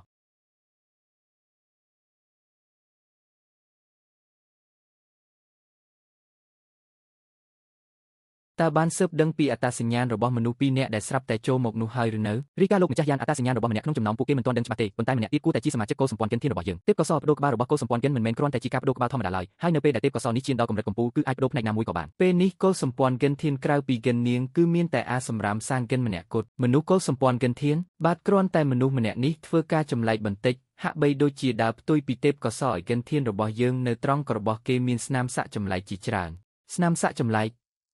ឬមួយក៏ជាក្មួយប្រុសសម្លាញ់សាងកិនរបស់ខ្ញុំត្រឡប់មកវិញហើយពួកយើងមិនស្គាល់មុខមាត់របស់គេទេប៉ុន្តែនៅពេលដែលគេឃើញកន្លែងបូជាយីងគេពិតជាខឹងខ្លាំងណាស់អញ្ចឹងមិនខុសទេចាត់មនុស្សឲ្យតាមដានពួកគេឲ្យជាប់រីការរាល់សកម្មភាពគ្រប់ពេលក្រៅពីនេះត្រូវពិនិត្យមើលក្នុងរង្វង់500លីភ្លាមដើម្បីធានាថាមិនមានអ្នកក្រៅដឹងរឿងដែលយើងយកមនុស្សរស់មកធ្វើបូជាយីងទៅប្រាប់ពិភពខាងក្រៅឡើយរកឱកាសល្អឲ្យខ្ញុំដើម្បីឲ្យលោកពូក្មេងម្នាក់នេះបានជួបក្មួយប្រុសសម្លាញ់ដែលមិនបានជួបគ្នា100ឆ្នាំម្នាក់នេះបន្តិចមើលបាទ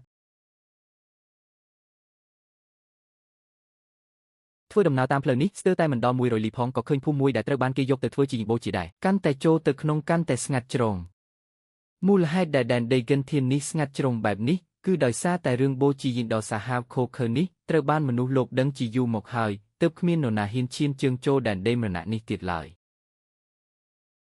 ការបូជាយាយដ៏ខុសធម្មតានេះសាកសភូមិហើយភូមិទៀតប្រសិនបើពិតជាស្នាដៃរបស់កិននាងคล้ายៗនោះមែនប្រាក់កម្រៃនេះយកមកពិតជាប្រឡាក់ដៃណាស់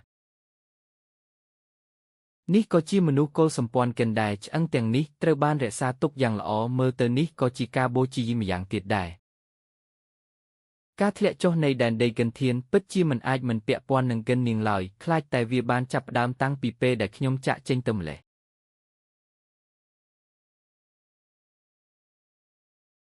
លោកពូក្មេងសានពិតជាឯងមែនតើបងប្រុសនេះជាលោកពូក្មេងនៅក្នុងកុលសម្ព័ន្ធខ្ញុំគាត់ជាប្អូនប្រុសពៅរបស់ឪពុកខ្ញុំហើយក៏ជាសាច់ញាតិដែលបានមើលថែខ្ញុំតាំងពីតូចដែរថយក្រោយ3ម៉ែត្រភ្លាមបើមិនអញ្ចឹងទេខ្ញុំនឹងចាត់ទុកថាអ្នករាល់គ្នាជាអ្នកប្លន់អេវ៉ាន់ហើយលោកពូក្មេងនេះជាអ្នកការពារដែលជូនខ្ញុំមកផ្ទះទេមិនអីទេគាត់គ្មានបំណងអាក្រក់ឡើយគ្រាន់តែបារម្ភពីសុវត្ថិភាពរបស់ខ្ញុំប៉ុណ្ណោះអ្នកការពារតើអ្នកការពារមិនមែនជាអាជីពដែលរលាយបាត់ទៅតាំងពី100ឆ្នាំមុនទេអីហេតុអ្វីបានជាសានកិនមកនៅជាមួយមនុស្សលោកទៅវិញមិត្តសម្លាញ់នេះជាសមវ័យក្មេងរបស់កុលសម្ព័ន្ធកិនយើងខ្ញុំជាពូបង្កើតរបស់គេគ្មានបំណងអាក្រក់ឡើយពួកយើងតាមរកគេជាច្រើនឆ្នាំមកហើយទើបតែរកឃើញដានជើងរបស់គេនៅថ្ងៃនេះហើយក៏តាមមកដល់ទីនេះមែនហើយ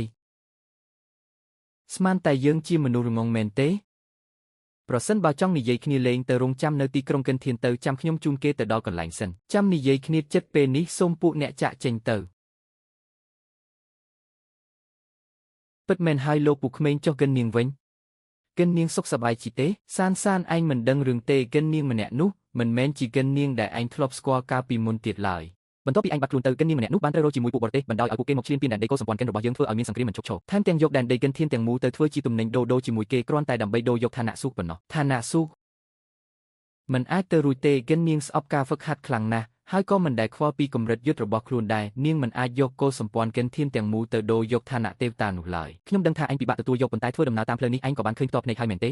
ប្រសិនបើជាកិននាងពីមុនតើនាងព្រមឈរមើលប្រជារាស្ត្ររបស់ខ្លួនត្រូវគេយកទៅធ្វើជាបូជារហូតដល់ខ្លាចជាឆ្អឹងបែបនេះដែរឬទេតាចាស់ម្នាក់នេះនិយាយការពិតតែពាក់កណ្ដាលប៉ុណ្ណោះការបូជានេះពិតជាមានការចូលរួមពីគាត់មិនខានមានតែរូបកាយដែលមានព្រលឹង3និងវិញ្ញាណ7ប៉ុណ្ណោះទើបអាចទម្លាយចូលទៅជាទេវតាដើម្បីទទួលបានឋានៈសុខកិននាងដឹងថាសានកិនទៅរកព្រលឹងដែលពេញលេញហើយដូច្នេះហើយពួកគេគ្រាន់តែចង់ប្លន់យកសមិទ្ធផល100ឆ្នាំរបស់សានកិនប៉ុណ្ណោះសានពួកយើងតាមរកឯង100ឆ្នាំហើយគឺដើម្បីឲ្យឯងនាំពួកយើងទៅរកស្រីម្នាក់នោះដើម្បីទាមទារយុទ្ធធរជូនកុលសម្ព័ន្ធកិនធានរបស់យើងខ្ញុំត្រូវតែទៅរកកិននាងខ្ញុំត្រូវតែទៅរក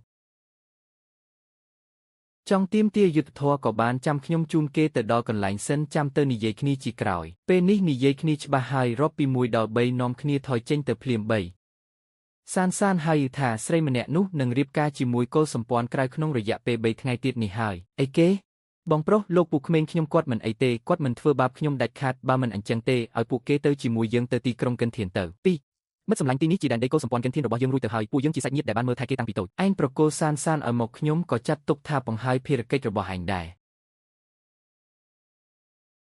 នេះជាកាក់ខ្មៅចំនួន10កាក់ចាត់ទុកថាជារង្វាន់សម្រាប់ឯងចុះ1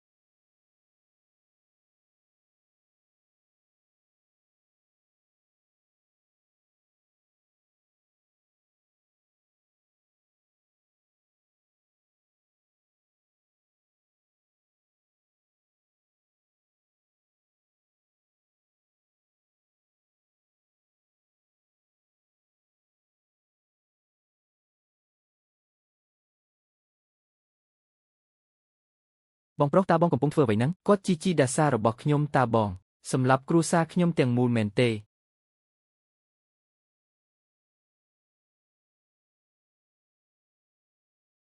តើនេះជាស្អីទៅ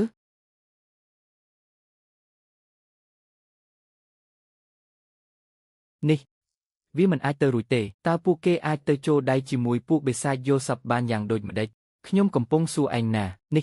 នេះគឺជាសញ្ញាសម្គាល់ទូផ្ទាល់ខ្លួនរបស់ពួកបិសាចយល់សប្តិពីអាណាចក្រយល់សប្តិសញ្ញាសម្គាល់បែបនេះគឺមានតែបពុចំណុះរបស់ពួកគេប៉ុណ្ណោះដែលត្រូវបានប្រទានឲ្យអាណាចក្រយល់សប្តិឬថាពូជសាសន៍នេះពូកែខាងលួងលោមចិត្តមនុស្សនិងបង្កើតសុបិនបោកប្រាស់បើធ្លាក់ចូលក្នុងសុបិនរបស់ពួកគេនោះនឹងលិចលង់ក្នុងពិភពមាយាការហូតដល់ស្លាប់ដោយជំងឺជាងនេះទៅទៀតពួកគេមិនតាក់ទងជាមួយពិភពខាងក្រៅឡើយមានតែការខ្លាចជាបពុចំណុះទើបអាចចូលទៅក្នុងទឹកដីរបស់ពួកគេនិងទទួលបានជំនួយពីពួកគេមើលទៅការផ្លាស់ប្ដូររបស់កុលសម្ព័ន្ធសុគ្រាគឺច្បាស់ជាដោយសារតែការលេចឡើងនៃពួកបិសាចយល់សប្តិដ៏កំណាចនេះហើយឥឡូវនេះយល់ហើយមែនទេថាហេតុអ្វីបានជាខ្ញុំដកដាវច្បាប់របស់កុលសម្ព័ន្ធសុគ្រាមិនអនុញ្ញាតឲ្យនរណាម្នាក់តាក់ទងជាមួយកម្លាំងខាងក្រៅឡើយការដែលជីដាសាមានសញ្ញាសម្គាល់ទូផ្ទាល់ខ្លួននេះនៅលើខ្លួនគឺក្បត់កុលសម្ព័ន្ធទៅហើយការទទួលស្វាគមន៍លើកនេះទើបពួកគេអាចដឹងយ៉ាងច្បាស់ថាខ្ញុំនឹងឆ្លងកាត់ទីនេះហើយទើបតែជួបគ្នាភ្លាមក៏ប្រញាប់ប្រញាល់បំបែកបំបាក់ទំនាក់ទំនងរបស់ខ្ញុំនិងម្ចាស់ក្រុងភ្លាមនេះមិនមែនជាការទទួលស្វាគមន៍អ្វីតតែសោះពួកគេគឺសំដៅមកលើខ្ញុំតែម្ដងបើដឹងហើយហេតុអ្វីមិននិយាយពាក្យអរគុណបងប្រុសដែលបានជួយសង្គ្រោះជីវិតទីងម្ចាស់ប្រព័ន្ធបានបំពេញការកកិច្ចយ៉ាងល្អទោះបីជាត្រូវជ្រើសរើសរវាងមនុស្សជាតិមាននិងភាពជាមនុស្សក៏នៅតែប្រកាន់ខ្ជាប់គោលការណ៍កម្ចាត់ពួកគេចោលការពារសុវត្ថិភាពនិយោជកទទួលបានការវាយតម្លៃផ្កាយ5ប្រព័ន្ធនេះកាន់តែគួរឲ្យចាប់អារម្មណ៍ឡើងហើយនៅមាននិយាយពីមនុស្សជាតិមាននិងភាពជាមនុស្សទៀតធ្ងន់គួរសម្ដែមើលទៅប្រហែលជាមានតម្លៃណាស់មកនេះមកបងប្រុសពួកយើងមានលុយហើយមែនទេអូហូឆាប់យល់ការណាស់ទោះបីជាមានលុយតើឯងអាចរកឡានជិះបានទេបានហើយបើកមើលសិនទៅគឿងនាង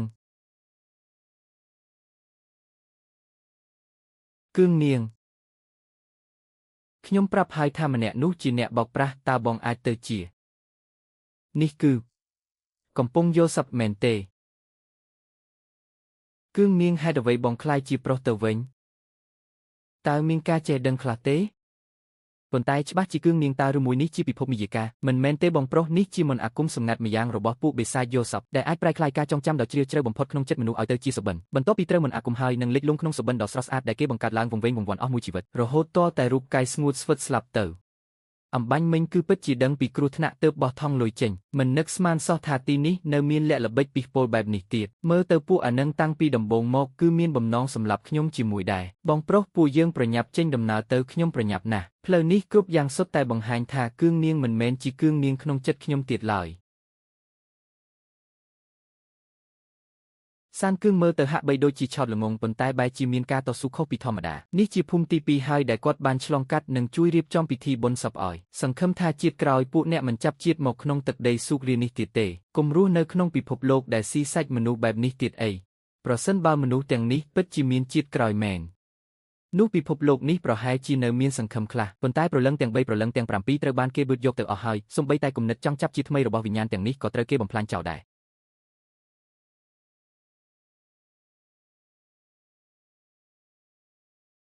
អ្នកប្រុសវ័យក្មេងពិតជាមានចិត្តសប្បុរសនិងមានក្តីមេត្តាករុណាដូចដែលគេល្បីមែនពួកជនថោកទាបទាំងនេះស្លាប់ហើយវារាប់រយឆ្នាំហើយមិនដែលគ្មាននរណាម្នាក់មកប្រមូលសពពួកគេឡើយមានតែមនុស្សល្ងងដូចជាអ្នកប្រុសទេទើបធ្វើរឿងបែបនេះទង្វើរបស់អ្នកប្រុសពិតជាធ្វើឲ្យរំភើបចិត្តណាស់ឈប់នេះជាមនុស្សបិសាចម្នាក់តើអាមនុស្សមិនចំមនុស្សខ្ទើយមិនចំខ្ទើយនេះជាប្រភេទស្អីទៅគេគឺជាមនុស្សនៃពួកបិសាចយល់សប្តិដ៏កំណាច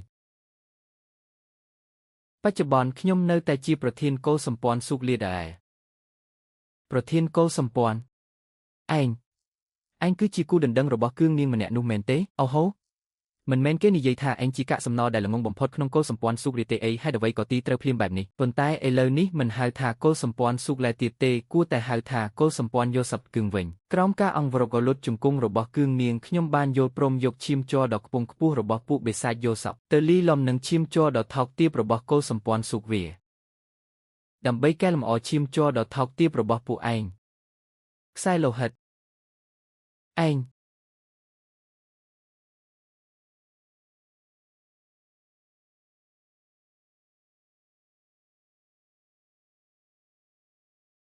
ឡាន គូចិត្តមែននិយាយរហូតធុញហើយឆាប់ថយចេញក្នុងរយៈពេល3វិនាទីបើមិនថយទេខ្ញុំនឹងកំទេចឯងគួរឲ្យចាប់អារម្មណ៍ណាស់ប៉ុន្តែតើឯងប្រកាសទេថាអាចការពារនាងបាន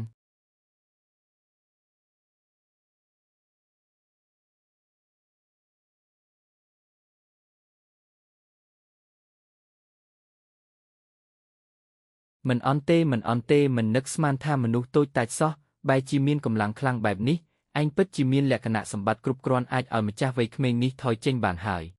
នៅមានពូ13ទៀតបរិសម្នាក់នេះមិនដូចពួកម្ចាស់ប្រុសល្ងងខ្លៅដែលខ្ញុំធ្លាប់ជួបពីមុនទេគេចេះបត់បែនហើយរត់ក៏លឿនទៀតថ្ងៃនេះខ្ញុំមកដើមឡើយចង់ផ្ដល់ឱកាសដ៏អស្ចារ្យមួយឲ្យឯងចូលរួមជាមួយកុលសម្ព័ន្ធយេនរបស់យើងប៉ុន្តែរូបរាងរបស់ឯងនេះមើលទៅទើសភ្នែកពេកហើយសុំទោសផងខ្ញុំខ្លាចមនុស្សក្នុងកុលសម្ព័ន្ធខ្ញុំខ្ពើម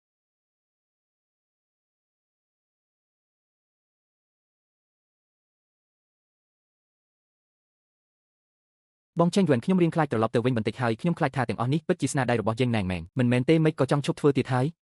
ខ្ញុំគ្រាន់តែជាអ្នកនាំផ្លូវទេការដឹកជញ្ជូននេះមិនស្ថិតក្នុងកាតព្វកិច្ចរបស់ខ្ញុំទេដើរមកដល់ទីនេះហើយមិនអាចបោះបង់ចោលបានទេឬក៏វាឲ្យសន្លប់ហើយនាំទៅតែម្ដងទៅយ៉ាងច្រើនគឺផ្លូវខាងក្រោយនេះមិនយកលុយទេខាត់លុយក្រៅបន្តិចបន្តួចបងកុំខឹងអីខ្ញុំដឹងថាការឬមិនស្មើនឹងការឃើញផ្ទាល់ភ្នែកទេភាពសោកសៅនឹងសោកនាដកម្មដើមផ្លូវនេះមិនថាជាស្នាដៃរបស់យេងណែងឬអត់នោះទេក្នុងនាមជាប្រធានកុលសម្ព័ន្ធវ័យក្មេងនៃកុលសម្ព័ន្ធយេងសិនខ្ញុំត្រូវតែទទួលខុសត្រូវទៅពិនិត្យដោយផ្ទាល់ដើម្បីផ្ដល់ចម្លើយដល់វិញ្ញាណអ្នកខន្ធទាំងនេះម្យ៉ាងទៀតកាលពីពាន់ឆ្នាំមុនមនុស្សលោកក៏ស្លាប់បែបនេះដែរក្រុមមួយទៅក្រុមមួយត្រូវបានគេបូជាបែបនេះទាំងអស់លោកបារម្ភថាយេងណែងចូលរួមជាមួយមនុស្សទាំងនោះមែនទេការដែលខ្ញុំចាក់ចេញពីទឹកដីកុលសម្ព័ន្ធយេងសិនកានោះក៏មានពាក់ព័ន្ធនឹងមនុស្សទាំងនោះដែរប៉ុន្តែមិននឹកស្មានថានៅតែបណ្ដាលឲ្យសោកនាដកម្មនេះកើតឡើងសោះល្អណាស់ធ្វើពុតជាឈួតជាតាមផ្លូវរហូតមកដល់ពេលនេះទើបព្រមប្រាប់ព័ត៌មានប្រយោជន៍ខ្លះមែនទេបងប្រុសចែនខ្ញុំមិនមានបំណងលាក់បាំងទេខ្ញុំពិតជាគ្រាន់តែដឹងថាវាមានពាក់ព័ន្ធនឹងមនុស្សមួយចំនួនប៉ុណ្ណោះកាលនោះនៅមុនថ្ងៃរៀបការរបស់ខ្ញុំនឹងយេងណែងនាងស្រាប់តែប្រាប់ខ្ញុំថានាងត្រូវតែចាក់ចេញដើម្បីស្វែងរកឱកាសល្អទើបអាចការពារកុលសម្ព័ន្ធយេងសិនកុំឲ្យដើរតាមកន្លងរបស់មនុស្សលោកបានពេលត្រឡប់មកវិញនាងនឹងរៀបការខ្ញុំនៅចំពោះមុខគ្រប់កុលសម្ព័ន្ធទាំងអស់ហើយពួកយើងនឹងរួមគ្នាការពារកុលសម្ព័ន្ធយេងសិនលុះពេលខ្ញុំដឹងខ្លួនឡើងវិញទើបដឹងថាទឹកដីឱកាសនោះគឺទឹកដីស្ងួតហួតហែងទាំង10ហើយថែមទាំងបានឃើញសារដែលយេងណែងបន្សល់ទុកឲ្យខ្ញុំទៀតក្នុងសារនោះប្រាប់ឲ្យខ្ញុំត្រូវតែរស់នៅក្នុងទឹកដីស្ងួតហួតហែងទាំង10នេះអស់រយៈពេល100ឆ្នាំហើយថែមទាំងត្រូវបដូរអាយុជីវិតទៀតដូច្នេះហើយទើបឯងបដូរក្បាលទើបអាចគេចផុតពីការបង្ក្រាបដោយច្បាប់របស់យេងឡែនបានក្បាលរបស់ខ្ញុំនិងគ្រប់ផ្នែកទាំងអស់នៅលើខ្លួនខ្ញុំគឺបានមកពីបេសាចដ៏ខ្លាំងក្លាផ្សេងគ្នា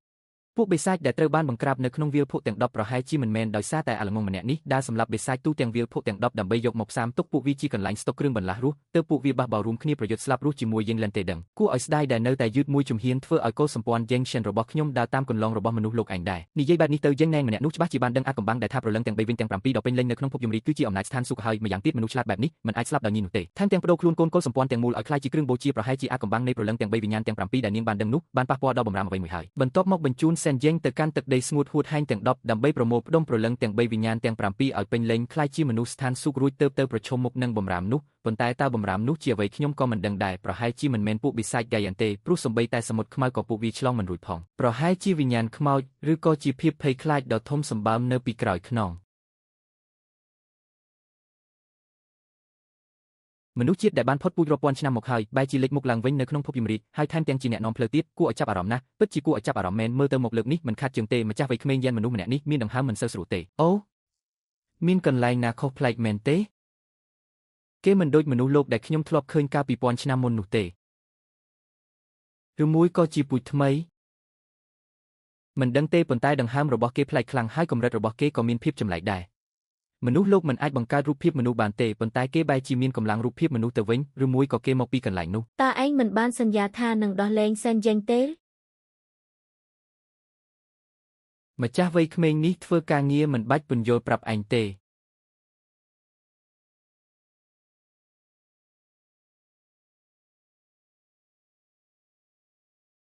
មើលទៅមនុស្សនៃកុលសម្ព័ន្ធយេងសិនពិតជាមិនចេះដឹងគុណមែនចាំទុកថាឥឡូវនេះអ្នករាល់គ្នាមិនមានសិទ្ធិសួរសំណួរទេមានតែសិទ្ធិចូលរួមប៉ុណ្ណោះបើអ្នករាល់គ្នានៅតែនិយាយជាមួយម្ចាស់វ័យក្មេងនេះក្នុងអរិយាប័ត្របែបនេះទៀតខ្ញុំធានាថាអាល្ងងនោះក៏នឹងក្លាយជាគ្រឿងបូជាដែ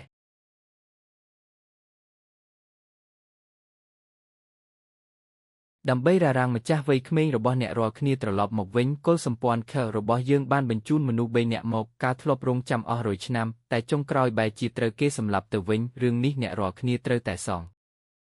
ការសងការខូចខាតគឺបានប៉ុន្តែអ្នករាល់គ្នាត្រូវតែសម្លាប់បុរសដែលនៅក្បែរគេហើយនាំសែនយ៉េងចាក់ចេញពីទឹកដី Junction ដាច់ខាតមិនអាចឲ្យគេចូលទៅជិតពិធីបូជាយមរាជនៅបូរី Junction ក្នុងរយៈពេល5ថ្ងៃទៀតឡើយអ្នករាល់គ្នាកំពុងរារាំងមិនឲ្យគេរកឃើញអាថ៌កំបាំងនៅលើខ្លួនគេមែនទេអ្វីដែលមិនគួរដឹងគុំសួរអី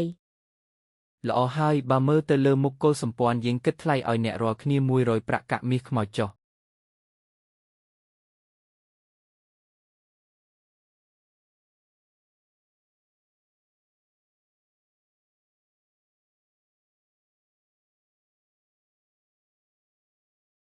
មិនល្អទេបងឆេងហ្វែនមានមនុស្សកំពុងរកមើលឆេងយេនៅខាងក្នុង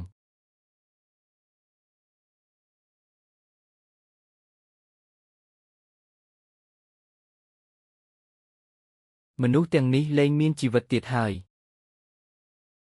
កុំអាលកំរើកអីខាងមុខមានមនុស្សនៅទីនោះ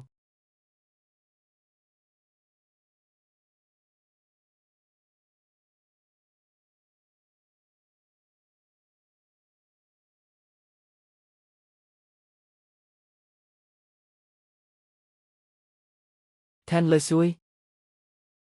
តើអ្នករាល់គ្នាជាអ្នកណាអញគឺជាដែង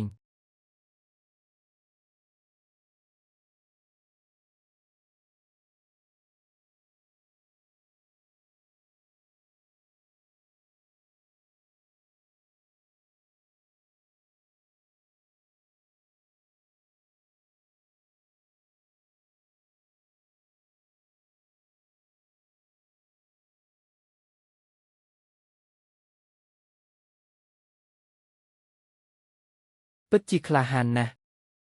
មិនដឹងថាទឹកដីរបស់ត្រកូលកេងធាននេះបានក្លាយជាទឹកដីហាមឃាត់របស់កុលសម្ព័ន្ធយ៉ាងរបស់យើងយូរហើយឯងទាំងពីរនាក់ជាមនុស្សមិនស្គាល់ងាប់ព្រោះហេតុអ្វីបានជាមកទីនេះថែមទាំងហ៊ានធ្វើបាបមនុស្សរបស់ខ្ញុំទៀតក្មេងម្នាក់នេះមានខ្យល់ដង្ហើមប្រភពតែមួយជាមួយយ៉ានសើម្នាក់នោះហើយមនុស្សនៅជុំវិញនោះសុទ្ធតែជាពួកតាមរកផលប្រយោជន៍អីនោះតើត្រកូលកេងធានរបស់យើងមានគំនុំអ្វីជាមួយពួកឯងហេតុអ្វីត្រូវធ្វើបែបនេះចំពោះពួកគេអូតាមពិតឯងក៏ជាមនុស្សត្រកូលកេងធានដែរតើមើលមុខឯងចុះស្ទើរតែចំណាំមិនបានទៅហើយចំពេលល្អណាស់ពិធីសក្ការៈបូជា5ថ្ងៃក្រោយនៅខ្វះភ្នែកបូជាម្នាក់ល្មមយកឯងមកជំនួសតែម្ដងឯងប្រហែលជាមិនមែនជាមនុស្សត្រកូលកេងធានទេមែនទេមិនមែនទេបើអញ្ចឹងនិយាយគ្នាងាយស្រួលទេទុកព្រលឹងទាំង4របស់ឯងសងទៅការិយាល័យឌូអ៊ឺទៅហើយឯងអាចទៅបានហើយការិយាល័យឌូអ៊ឺនឹកស្មានមិនដល់ថាសំបីតែការិយាល័យឌូអ៊ឺក៏ពាក់ព័ន្ធដែរបើអញ្ចឹងមិនមែនមានតែត្រកូលយ៉ាននោះទេនៅពីក្រោយការិយាល័យឌូអ៊ឺគឺជាកន្លែងអាថ៌កំបាំងហៅថាតំបន់គួយស៊ីត្រកូលកេងធានបែរជាទៅបង្ករឿងជាមួយស្ទើរខ្លាំងពូកែបែបនេះទៅវិញពួកអានឹងសុទ្ធតែជាលុយតើខ្ញុំពិតជាចូលចិត្តរឿងស្មុគស្មាញណាស់កុំបារម្ភឲ្យតែលុយដល់ខ្ញុំអាចកម្ចាត់ពួកគេទាំងអស់ឲ្យឯងមិនទុកសល់ម្នាក់ឡើយឈួតមែនចេញមកពីណាមនុស្សល្ងងម្នាក់នេះអាចជំពាក់សិនបានមួយក្បាល1000កាក់តុងគុយសរុបទាំងអស់45នាក់គិតជាគុត50000ចុះមនុស្សមុនមិននិយាយចុះតែនេះមានគ្នារាប់សិបនាក់ឋានៈទាបបំផុតគឺទាហានខ្មោចប្រហែលជាគេប្រមូលលុយអស់ពីខ្លួនហើយគ្មានលុយទេដឹងខ្ញុំហាក់ដូចជាគ្មានលុយទេកាលពីមុនខ្ញុំស្មានថានៅពីក្រោយខ្នងខ្ញុំគឺមានត្រកូលកេងធានទាំងមូលតែឥឡូវទើបដឹងថានៅពីក្រោយខ្នងខ្ញុំគឺមានតែភាពវិនាហិនហោចយ៉ាងច្រើនបំផុតគឺខ្ញុំរកសារជាថ្មីតែលុយប៉ុណ្ណឹងក៏រកមិនបានផងតើទៅស្ដារត្រកូលឡើងវិញយ៉ាងម៉េចទីងម្ចាស់ប្រព័ន្ធដំណឹងថ្លៃបានជោគជ័យហើយមកមែនទេយកកាក់ទុំគុយមកវាស់វែងជីវិតដ៏ខ្ពង់ខ្ពស់របស់យើងពិតជាហួសហេតុពេកហើយចាប់វាទៅបូមប្រលឹងវាចេញមក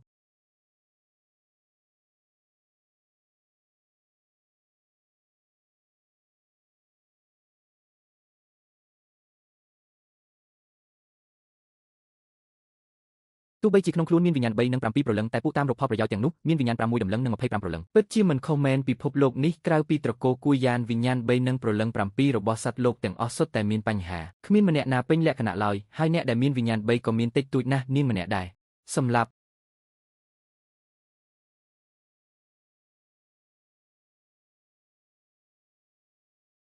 រឿងនេះមិនអាចទៅរួចទេ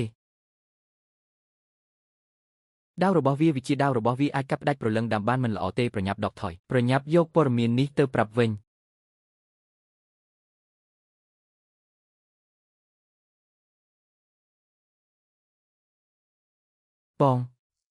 បងឈិនគួនតើបងសម្លាប់ពួកគេដោយរបៀបណាខ្ញុំមិនសួរទៀតទេកុំសម្លាប់ខ្ញុំអី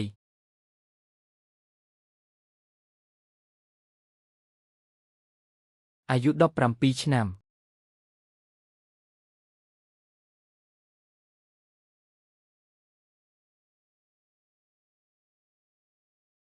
បើមកហើយកុំសង្ឃឹមថានឹងរត់រួចម្នាក់ឲ្យសោះ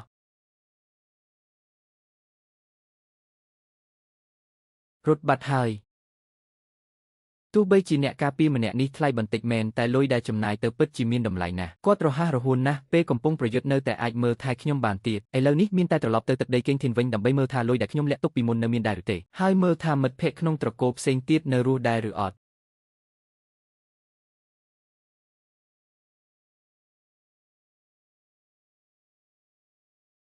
អាសនៈនេះគឺដើម្បីប្រមូលផ្ដុំវិញ្ញាណ3និងព្រលឹង7ឲ្យបានពេញលេញ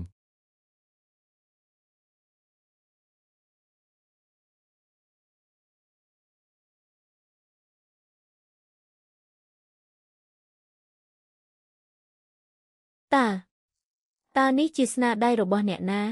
អ្នកនេះគឺជាបូជីចាម្នាក់ដែលកូសម្ព័ន្ធយ៉ានបញ្ជូនមកទីនេះបូជីចាកេងលឺតើឯងកំពុងលេងសើចជាមួយខ្ញុំមែនទេកាលពីកន្លះម៉ោងមុនបុរសម្នាក់នៅក្បែរកេងសៅម្នាក់នោះបានកាន់ដាវម្នាក់ឯងសម្លាប់មនុស្សជាង40នាក់ក្នុងពេលមិនដល់3ដង្ហើមផងមនុស្សបែបនេះបែរជាឲ្យក្រុមរបស់យើងទៅធ្វើឃាតមិនមែនចង់ធ្វើបាបខ្ញុំទេអីស្អីគេរឿងនេះមិនអាចទៅរួចទេខ្ញុំបានឃើញនឹងភ្នែកវិជាដាវរបស់វាចម្លែកខ្លាំងណាស់មួយដាវសម្លាប់ម្នាក់សម្លាប់គ្មានសល់កេងលឺពួកឯងលាក់បាំងសមត្ថភាពពិតរបស់គោលដៅឯងជាអ្នកខុសកិច្ចសន្យាមុន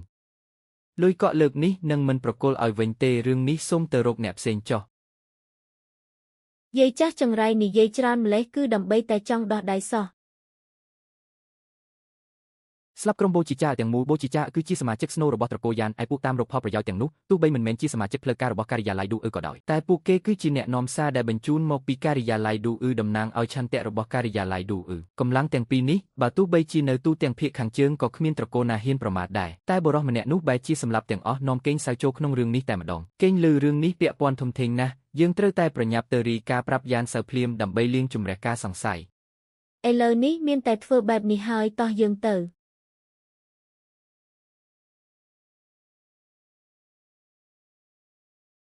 គាត់ហេតុអ្វីបានជាគាត់មកទីនេះ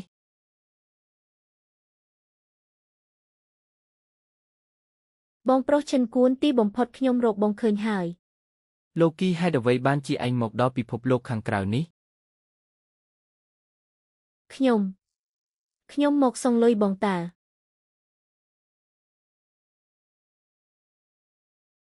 គ្រាន់តែវានៅមិនទាន់គ្រប់គ្រាន់ទេប៉ុន្តែទាំងនេះគួរតែអាចសងការប្រាក់បងមុនសិនហើយមែនទេ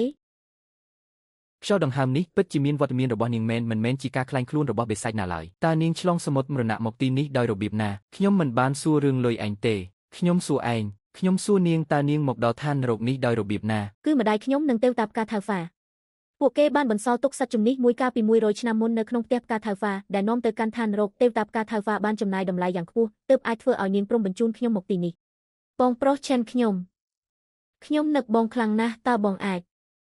កុំទៅតាមផ្លូវទឹកកកនេះហើយនៅទីនេះកំដរខ្ញុំបានទេ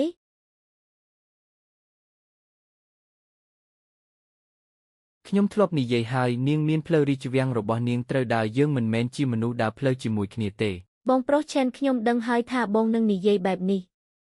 តែមួយថ្ងៃសុំត្រឹមតែមួយថ្ងៃប៉ុណ្ណោះបានទេមានអ្វីមិនប្រក្រតីបំណងមិនត្រូវពេលវេលាមិនត្រូវអារម្មណ៍ក៏មិនត្រូវដែរពេលចាក់ចេញទៅខ្ញុំមិនដែលឃើញស្រីល្ងងម្នាក់នេះធ្វើដាក់ខ្ញុំបែបនេះឡើយភ្នែកទិព្វវិញ្ញាណបើក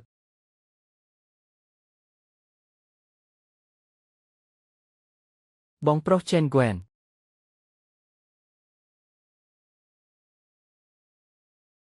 បងប្រុសឆេនហ្គួនតើមានរឿងអ្វីកើតឡើងនឹងពិតជាសុបិនមែនគួរឲ្យស្អប់ណាស់វាពិតជាដូចពិតគ្មានចន្លោះប្រហោងតតែសោះមិនអាចប្រៀបធៀបនឹងការបំភាន់ធម្មតាបានឡើយមិនមែនគ្រាន់តែពឹងផ្អែកលើការហ្វឹកហាត់និងការផ្ដោតអារម្មណ៍គឺអាចដោះស្រាយបាននោះទេមិនចម្លែកទេដែលកូនសម្ព័ន្ធភ្នែកខ្មោចនេះអាចធ្វើឲ្យមនុស្សយល់សប្តិអស់មួយជីវិតរហូតដល់ស្វិតស្លាប់នៅក្នុងសុបិនហេតុអ្វីខ្ញុំគិតដល់លួយស្រីល្ងងម្នាក់នោះទៅវិញមិនអាចទៅរួចទេតើវ័យជំទង់របស់ខ្ញុំមិនបានកន្លងផុតទៅយូរហើយទេអីបងប្រុសឆេនហ្គួនម្នាក់ដែលបងសម្លាប់ជាមនុស្សនៃកូនសម្ព័ន្ធភ្នែកខ្មោចមែនទេរត់រួចម្នាក់ហើយនៅក្នុងការដឹងរបស់គ្រូមន្តអាគមនោះច្បាស់ជាបានកំណត់គោលដៅពីរប៉ុន្តែបែរជាមានសាកសពតែមួយទៅវិញអូមើលទៅប្រហែលជារត់គេចទាំងរបួសធ្ងន់ហើយហេតុអ្វីបានជាចារបុរសភ្នែកនោះបញ្ជូនមនុស្សមកលេងពីខ្ញុំទៅវិញ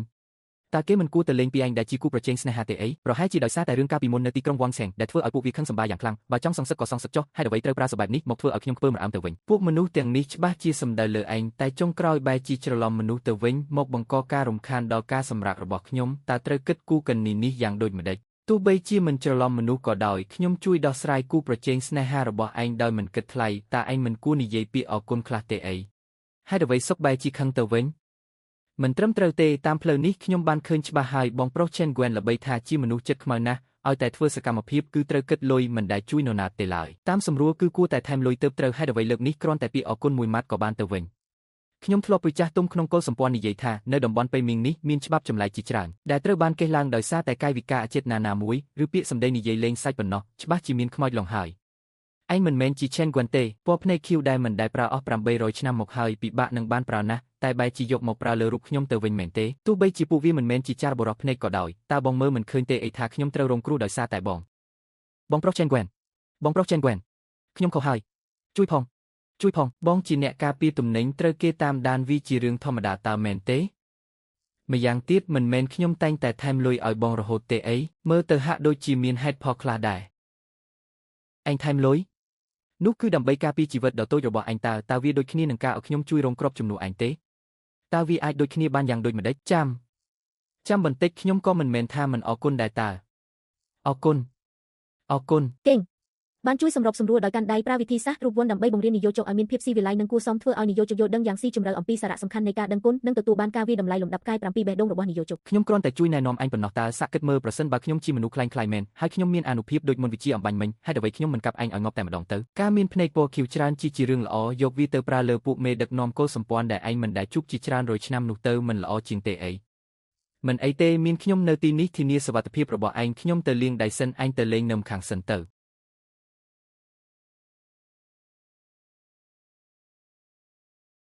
ចុះអព្រះអើយលក្ខណៈពិសិដ្ឋមួយទៀតហើយល្អណាស់ទីនេះជាឋាននរកគ្មានបញ្ហាអ្វីផ្សេងទេគឺមានតែបញ្ហាប្រលឹងច្រើនប៉ុណ្ណោះល្អចេញដំណើរ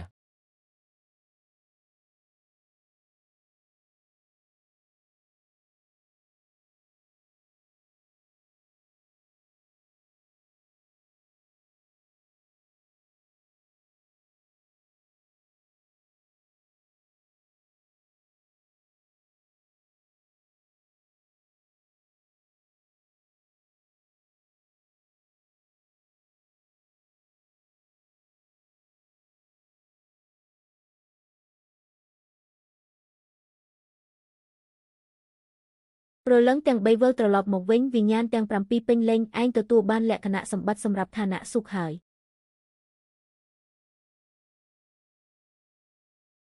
លុយខ្មោចនេះអាចជួយឯងឲ្យទម្លុះទម្លាយនិងរក្សាស្មារតីឲ្យមានលំនឹងបាន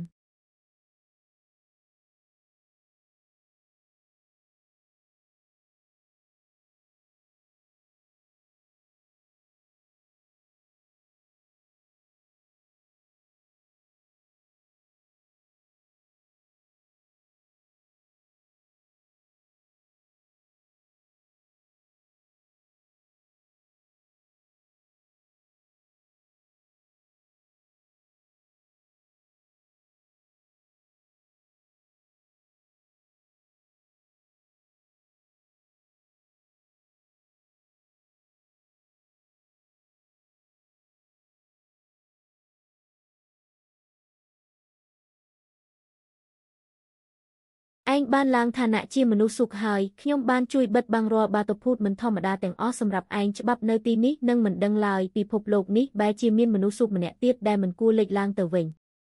មីងថាអំបញ្ញមិញនោះជាអ្វីទៅខ្ញុំបានឃើញមានរបស់អ្វីម្យ៉ាងនៅខាងលើប៉េមីងពួកគេប្រហែលជាអាចចាត់ទុកជាទេវតាហើយ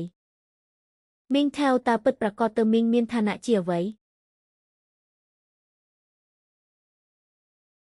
ខ្ញុំគឺជាទេវតាដំបូងបង្អស់នៃពូជមនុស្សតើ